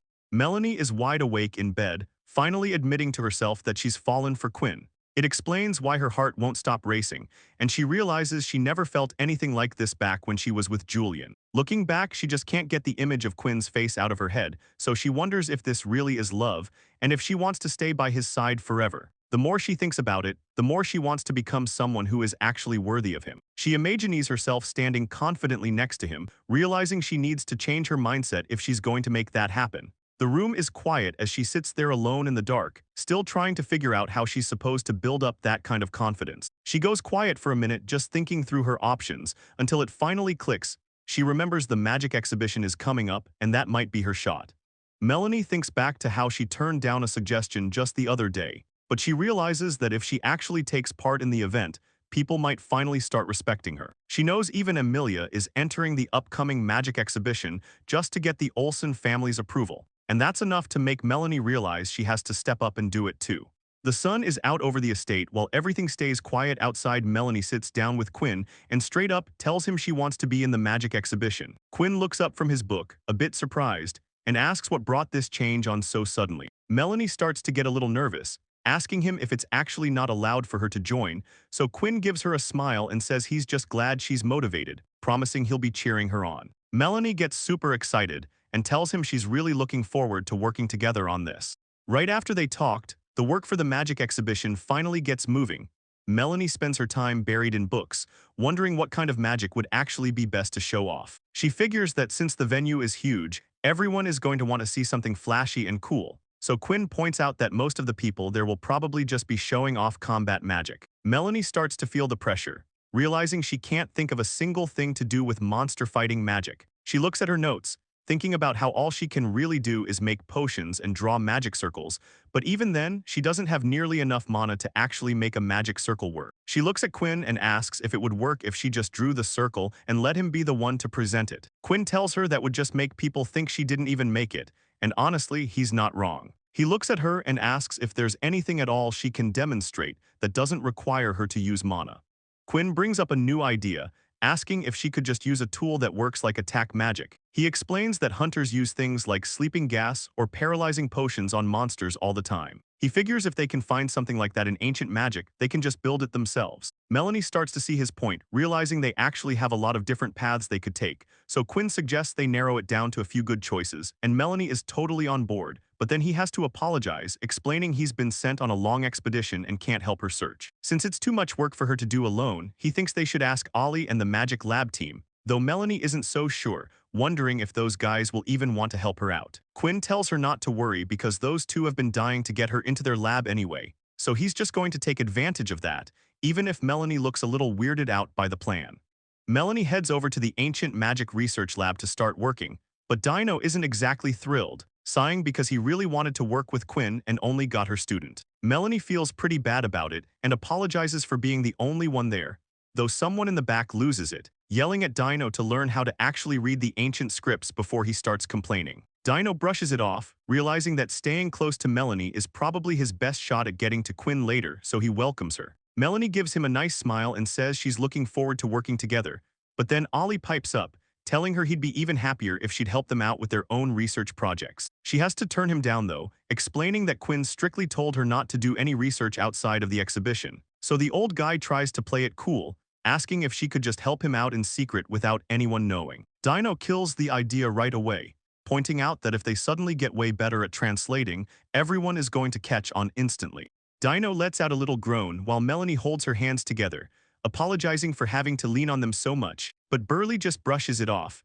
asking her if her current research is going to involve ancient magic like before. He tells her he's actually fine with the arrangement, as long as he gets to see whatever she's cooking up from a close distance. Melanie lights up with a huge smile and thanks him for being so cool about it, since she was honestly worried she wouldn't be accepted by the team on her own, so she's really relieved. Dino finally gets down to business, asking her what she's actually planning to present at the magic exhibition. So Melanie explains that since she doesn't have any mana to cast attack spells, she has to take a different approach. She opens up her notes to show them a diagram, saying she's thinking of building a specific magic item. The two older guys lean in, looking super serious at her notes. Dino just looks at the page with a totally blank face, asking what the writing even says because it's way over his head.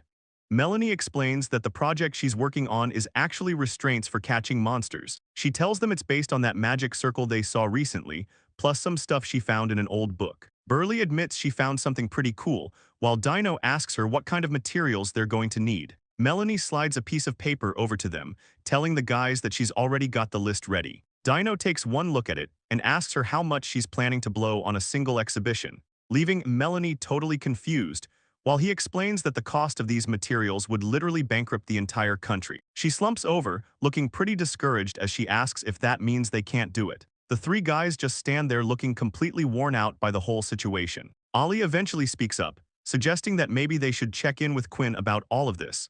But Melanie points out that Quinn is way too busy with work and probably off on another expedition. Dino explains that Quinn is actually out hunting monsters specifically to use in the upcoming exhibition, which makes Ollie curious about where exactly they're planning to go for the hunt. Dino mentions it's the Tyres volcano region, and Melanie is just shocked he's even keeping track of Quinn's schedule like that. But she's mostly worried because she's heard that the volcano is crawling with some really ferocious monsters. Burley isn't stressed at all though, just casually saying that Quinn should be totally fine, and Dino agrees, smiling as he says it's Master Quinn they're talking about after all. Melanie just stands there for a second completely lost as to why they're both so relaxed about the whole thing. She looks away, thinking that even if everyone else is cool with it, she still has her doubts because even if Quinn has done this a million times before, there's always a chance she could get hurt. So Melanie has a sudden realization and decides she's going to make a good luck charm to keep Quinn safe. Melanie starts flipping through the pages of a thick book as she looks for something specific. Dino is totally caught off guard by her energy and asks what's going on all of a sudden. Melanie looks up with a big smile and tells him she's figured it out, she's going to make a good luck charm. Dino just stares at her, sounding pretty confused as he repeats the word charm back to her. Melanie holds the book out and asks him to take a look, but Dino just yells that he already told her he can't read the text. Burley steps in to help and looks at the page, noting that the charm is meant to protect the person wearing it from attacks. He keeps reading and asks what kind of ingredients they're going to need to pull this off, so Melanie starts listing them out, mentioning Machia sprouts, Bercura fruit, and something called Arganzorla rock. She gets a bit serious as she realizes the first two ingredients are actually pretty rare these days, but she finds a note saying they can just use Yanadori leaves instead of Matias buds because they work the exact same way. Melanie keeps looking through the book and suggests they could swap the Brucra fruit for Lula wood chips instead. Dino thinks about it and says the wood chips are a little pricey, but they can still make it work with their budget. Ollie chimes in saying they won't really know if it works until they try, but the idea sounds solid to him. Burley looks ready to go and tells the group that since they've made a decision, they should start on it right now, so Melanie gives a little nod and tells them she is really counting on their help to get this done. The story jumps ahead a few days to Quinn's massive estate, where things seem pretty quiet and peaceful until Darius shows up with a smile and asks Melanie how she's been holding up lately. Melanie looks happy to see a familiar face and tells her uncle that it's been quite a while since they last talked. Darius mentions he was actually surprised she came to visit so out of the blue and asks if everything is okay, but he quickly follows up by saying he just wanted to see if she was settling in, and he's relieved to see her doing so well. Melanie smiles as she talks to her uncle, telling him that everyone at the estate has been treating her really well lately. Darius looks happy to hear it and asks her how things have been going specifically with Quinn. Melanie gets all excited, explaining that Quinn has been teaching her a ton and even lets her into his private workspace now, and Darius just laughs, telling her that it definitely sounds like she is doing a great job over there. Melanie catches herself and apologizes for getting so carried away talking about work, but Darius brushes it off, saying he's just genuinely happy to see her doing so well for herself. He gets comfortable on the couch and asks her if Quinn is busy working at the moment. Melanie mentions that Quinn is tied up with preparations for the monster hunt at the next magic exhibition. Darius realizes the event is coming up soon and says he'll be a judge, then asks if she's actually participating too. Melanie looks pretty determined and says she is, because she really wants to get some achievements under her belt. Darius notices a shift in the conversation and asks if something happened. Melanie looks him right in the eye, saying she just wants to be worthy of Quinn, even if it's only a little. Darius can't help but smile at that, telling her she's definitely changed from how she used to be. Melanie looks pretty surprised by the comment and asks if she really has. Darius explains that people always say love changes a woman, and it looks like that's exactly what's happening with her. Melanie starts blushing like crazy and starts shouting, asking her uncle what he is even talking about. He just mentions he's happy they're getting along, especially since he was worried Quinn would just keep the engagement as a business deal, but Melanie feels a wave of relief, thinking he actually figured out the engagement was a total sham. She gets curious about his connection to him and asks what he meant by knowing Quinn so well. Darius gets a bit of a look in his eyes, simply saying he's known the guy since he was just a kid. Darius looks pretty confident as he mentions he can usually guess what Quinn is going to do. And Melanie sits there quietly, thinking about how the only real info she has is that Quinn used to be her uncle's student. She looks up at him with a curious face and asks if he wouldn't mind telling her a bit more about the guy. Darius is totally fine with that and says he'll share a few things about him while the two of them relax inside the massive estate, surrounded by trees. Melanie brings up that she heard Quinn was his student and asks if he was already doing big things even back then. Darius tells her he definitely was, calling him a total prodigy whose talent was spotted early on, just like her siblings. And it turns out he actually got into the Magic Academy at just 6 years old, staying there until he passed the court mage exam at 15. Melanie is completely shocked to hear he started at 6, thinking about how crazy that is even if the school doesn't have an age limit. Darius adds that Quinn grew up in a rural area far from the capital, but he eventually left his parents to come to the city all on his own. Darius continues the story, mentioning how Quinn had a rough time fitting in back then because of his age. He says that Quinn's talent was so huge it just made everyone around him jealous. And because of that, the guy basically stopped trying with people and just buried himself in his magic books.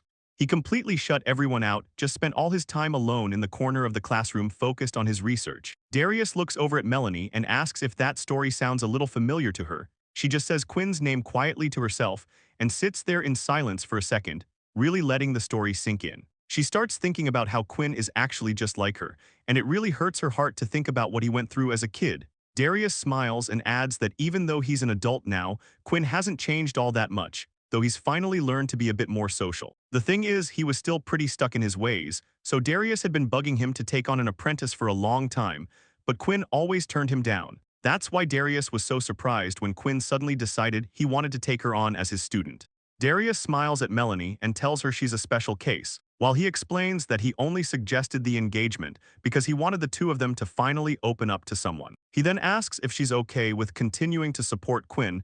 Melanie looks a bit unsure and wonders how she can actually help him when she feels like she hasn't done anything yet. Darius just tells her not to overthink things and that just being herself is more than enough. Moving on, Darius mentions there's one more thing he needs to ask her, and he pulls out a heavy book, explaining that his sisters wanted his help, but he'd rather have Melanie decipher this ancient family document instead.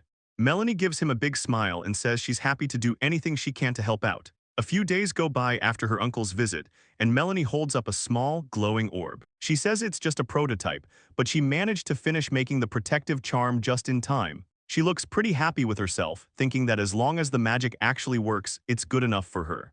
Melanie knows she has to hurry up and get the charm to Quinn, so she checks to see where his room is and finds out he's actually working at the research facility today. She heads over there right away, and after knocking, a voice tells her to come in. She opens the door and starts to introduce herself, but stops when she sees a super good-looking guy sitting there looking all sparkly. The guy asks if she's Quinn's fiancé, and Melanie can only manage to tell him that he's right. He gives her a big smile and says he knew it, introducing himself as a friend of Quinn's. Melanie is completely blown away and blurts out Sir Quinn's, like she can't believe it, making the guy laugh. He asks if it's really that shocking that Quinn actually has friends, leaving her struggling to find an answer. Moving on, he explains that Quinn had to step away for a bit to talk to the vice commander, so she should just wait here for him. Melanie stays, but she's feeling pretty awkward. She thinks leaving would be rude, but sitting there with this guy is a lot. Melanie is sitting there feeling super tense and unable to relax, while Prince Kevin mentions that he's already heard all about her from Quinn. He goes on to say he's surprised Quinn actually got such a cute girl to be his fiancée, then asks what it's like living in the same mansion as him. This totally catches Melanie off guard. She starts blushing and gets all flustered, struggling to even come up with an answer. Kevin just laughs it off and says he was being a bit mean with that question, noting he knows the engagement was just a requirement for her apprenticeship.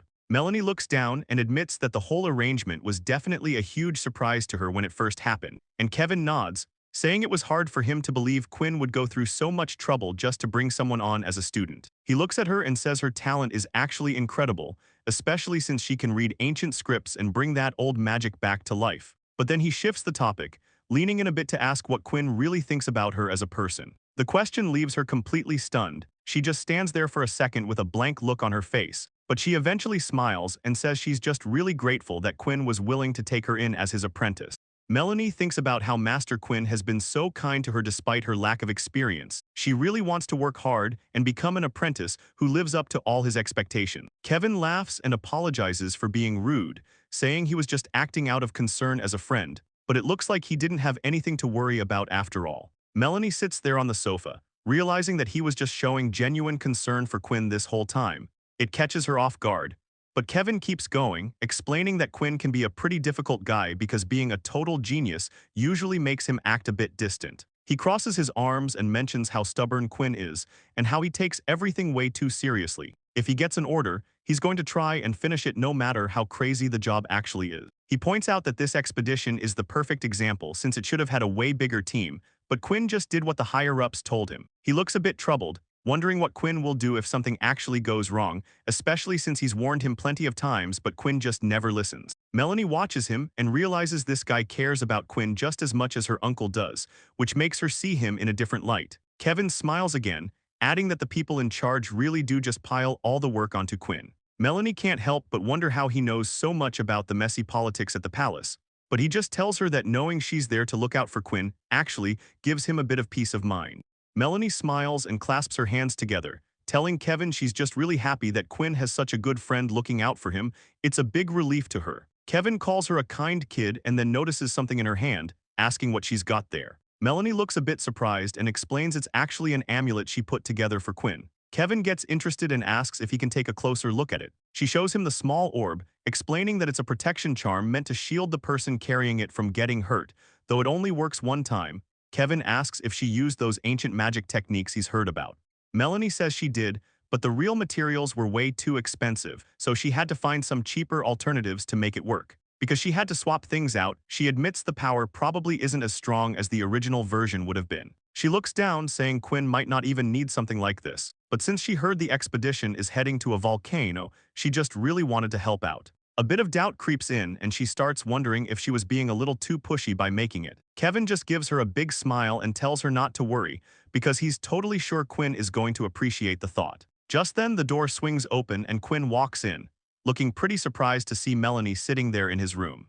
Melanie looks at Kevin and realizes that even though he acts so casual, he's actually the first prince of the whole kingdom. Kevin catches her vibe and jokes that saying despite how he looks is actually pretty rude, you know. Melanie just stands there totally frozen, worrying to herself that she might have accidentally said something disrespectful to royalty. Kevin ignores her panic and tells them he really liked their little chat, but it's finally time for him to head out. He gives a polite wave and says goodbye to Melanie, telling her he'll see her around later on. Melanie just makes a tiny startled noise as he walks away, leaving her alone with Quinn. Quinn sits there on the couch with his arms crossed, looking pretty serious as he asks what they were talking about and if Kevin said anything weird to her. Seeing his face, Melanie gets a bit nervous and asks if he's mad, trying to explain that it was honestly just small talk. Quinn doesn't seem convinced and mutters that they looked way too chummy for it to be just a normal conversation. Melanie starts shaking and immediately shouts no, clearly feeling the heat from Quinn's sudden protective streak.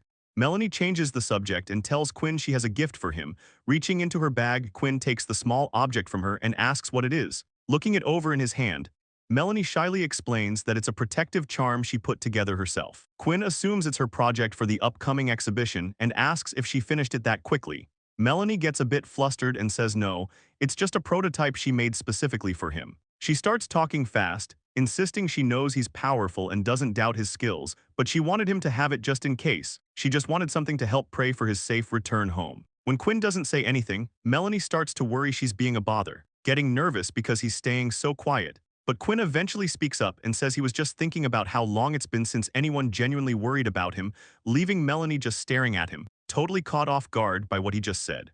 Quinn looks genuinely touched by the gesture, blushing as he quietly tells Melanie thank you, but Melanie notices his ear is turning bright red and asks him if he's doing okay. She just stands there with a massive blush on her face. Eventually, she tells him she's glad he likes it and promises to work her hardest on the exhibition. She says she wants to be worthy of staying by his side, and Quinn just gives her a small, confident smile and tells her she'll be totally fine. A few days go by after Quinn heads out on his expedition, making sure to take her charm with him. Melanie spends her time buried in work at the shop, getting so focused she doesn't even notice the sun going down. She finally hits a wall and passes out right on top of her papers, sleeping through the night until the door slowly creaks open and a tall figure stands in the entrance. Melanie opens one eye, still half asleep, and groggily asks if that's Master Quinn who just walked in. Melanie's eyes go wide as she sees a figure in the doorway and whispers his name. Quinn stands there looking calm as she quietly tells him welcome back. He doesn't say a word yet, just starts walking over toward the desk where she's resting. He leans in close and tells her he's finally home, and Melanie can't help but notice how gentle he sounds. She's convinced this is all a dream because of how much she's missed him. Thinking she's just asleep, she figures it's fine to say something a little more honest than she usually would, so she tells him straight up that she was really lonely while he was away. She looks up and asks if he felt the same way, and Quinn just stares back for a second before he breaks into a smile and admits he's been wanting to see her just as much. Melanie starts blushing like crazy, thinking this is the best dream ever and feeling totally happy. Quinn leans over the desk and tells Melanie he's sure he missed her 100 times more than she missed him. He reaches out toward her, and Melanie mentions how bold he's being today, admitting it's really flustering her. He asks if he's actually bothering her, but she just looks up at him with this totally dazed expression. So Quinn gets serious and tells her it's not that at all. He just really regrets calling their deal a temporary engagement. Melanie's eyes go wide and she repeats the word regret, feeling completely caught off guard by what he's saying. Quinn looks away for a second and admits that she's becoming more and more precious to him, making Melanie whisper the word back to herself in disbelief, while Quinn just quietly confirms that he means it. She starts blushing and giggling, telling him she's so happy because they actually feel the exact same way. She tries to keep the conversation going and keep talking to him, but her mind starts to wander, and she realizes she can't hold out much longer because her eyelids are getting way too heavy to stay awake. Quinn's voice softly calls out to Melanie as she finally loses the battle with sleep, realizing she's completely out. The next morning, the sun shines through the tall windows of the grand estate. A maid greets Melanie with a cheerful good morning, but Melanie sits up in bed totally lost, asking why she's even in her own room. The maid smiles and explains that Quinn came home late last night and personally carried her all the way there since she was fast asleep. Melanie just stares blankly, repeating the part about him carrying her while her heart starts racing. She starts to wonder if all those things he said weren't just a dream after all, and her face turns bright red as she tries to convince herself there's no way Quinn would actually say stuff like that to her. She's totally spiraling now, clutching her face and trying to figure out if it was real or if she just imagined the whole thing, so she suddenly yells out, asking the maid exactly where Quinn is right now. The maid looks a bit surprised, but tells her she's pretty sure he's already busy working over in the workshop. Melanie finds Quinn in the workshop and quickly welcomes him back. Quinn says he's home while sitting back with some papers, looking totally relaxed among the bookshelves. Melanie stands there looking pretty nervous, trying to start a conversation about everything that happened yesterday, but Quinn just looks at her notes and mentions that it looks like she was really pushing herself. He explains he was just looking over the research papers she left lying around her room, and Melanie watches him, thinking he's just acting like his normal self and that yesterday must have been a dream after all, until Quinn asks if something is wrong. She panics and says everything is fine, then quickly asks how the monster hunt went and if the charm she made helped out at all. Quinn's expression gets serious as he tells her there's actually something he needs to talk to her about regarding that.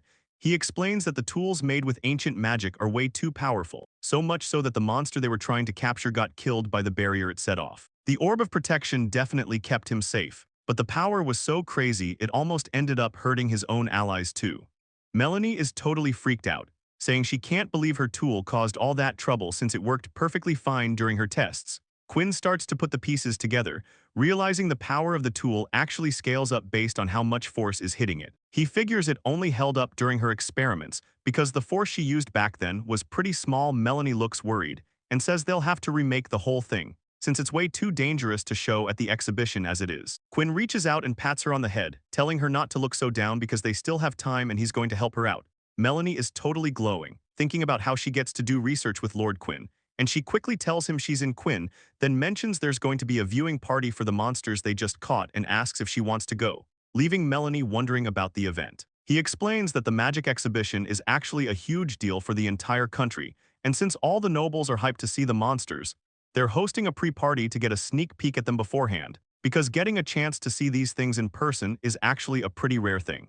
Melanie thinks it over, realizing that getting a sneak peek at the monsters would definitely give them an advantage for the upcoming exhibition. She looks up at Quinn, finally deciding that it's probably a good idea for her to attend the viewing party. Quinn notices her hesitation and asks if she's just not feeling up to the event, but he goes on to explain that while he won't force her, his own attendance is required as a court magician, and he'd love for his fiancée to be there with him. Melanie knows she's terrible at social gatherings, but she tells herself she has to fulfill her duty as his partner and shouts out that she'll go. Quinn gives her this incredibly bright smile, thanking her and saying how happy it makes him to have her come along, which leaves Melanie completely speechless for a second. She starts blushing like crazy, thinking it's totally unfair for him to catch her off guard with a look like that. But soon, the day of the party arrives, and Melanie is instantly overwhelmed by the massive crowd filling the hall. Quinn leans in to check on her, asking if she's doing all right with so many people around. Melanie completely loses her cool and blurts out a panicked yes while looking totally caught off guard. Quinn reaches out a hand to steady her, telling her that she really doesn't have to be this nervous, but she just stammers back a reply, admitting she's on edge since she hasn't been to a social event in forever. The truth is, she's actually distracted because Quinn looks way too good in his formal suit, and while his usual magician uniform is fine, seeing him dressed up like this makes her blush like crazy. She can't stop thinking about how dashing he looks today with his face fully visible for once, and he stands there taking in all the little details of her appearance. Quinn tells her that the pale yellow dress looks great on her, which makes Melanie's face turn bright red as she stutters out a quick thank you. She looks down at the fabric of the dress, feeling the weight of the moment. Everything started with that gift box from Quinn, the one with the big ribbon that totally caught her off guard when it first showed up at her place. Now, standing here in that very dress, Melanie feels her face heating up because hearing him compliment her style again is almost too much. She's so happy in this moment that she's actually worried she'll start reading too much into things. But Quinn just smiles and asks if she's ready to head in, reaching out to take her hand. She manages to stutter out a quick yes while looking up at him, and softly places her hand in his, feeling the spark between them as the two of them finally walk toward the entrance of the massive event hall together. The building is huge, and Melanie realizes her heart has never raced quite like this before. She looks over at him, wondering if she's really the only one whose heart is beating this fast. Melanie looks at Quinn, wondering if he still just sees her as his apprentice, but he cuts through her thoughts by suggesting they go see the monsters. And as they move, she can't help but think that being escorted like this finally makes her feel like his actual fiancé. It's a weird feeling because Julian used to walk her into events all the time back when they were together. Yet, this feels completely different. She stammers out a quick agreement to his plan and follows him closely as they step further into the bright, crowded hall. The scale of the place is wild, and someone nearby mentions how there's a crazy amount of monsters on display, which Quinn confirms by explaining this is just a small part of it. They've even managed to capture whole herds of them. He keeps his cool while explaining that they only keep the most carefully selected species at this location. Quinn looks over at Melanie and admits he's impressed she's staying so calm with dangerous creatures right in front of her. She takes the compliment in stride and asks him where exactly they're keeping all those monsters held up. Quinn explains that the creatures are kept in a special warehouse right behind the castle, all tucked away and kept asleep with some pretty heavy-duty magic, but looking at the massive cages, Melanie notices some of them are huge and starts to worry, asking if she might actually have to face one of those giants. Quinn tells her the matchups are usually picked based on the magic everyone turned in earlier, but sometimes people switch their spells at the last second, making things a bit unpredictable. Melanie just says she gets it, though she looks a little concerned while she thinks it over, and she can't help but wonder what's going to happen if she ends up getting stuck fighting a seriously powerful monster.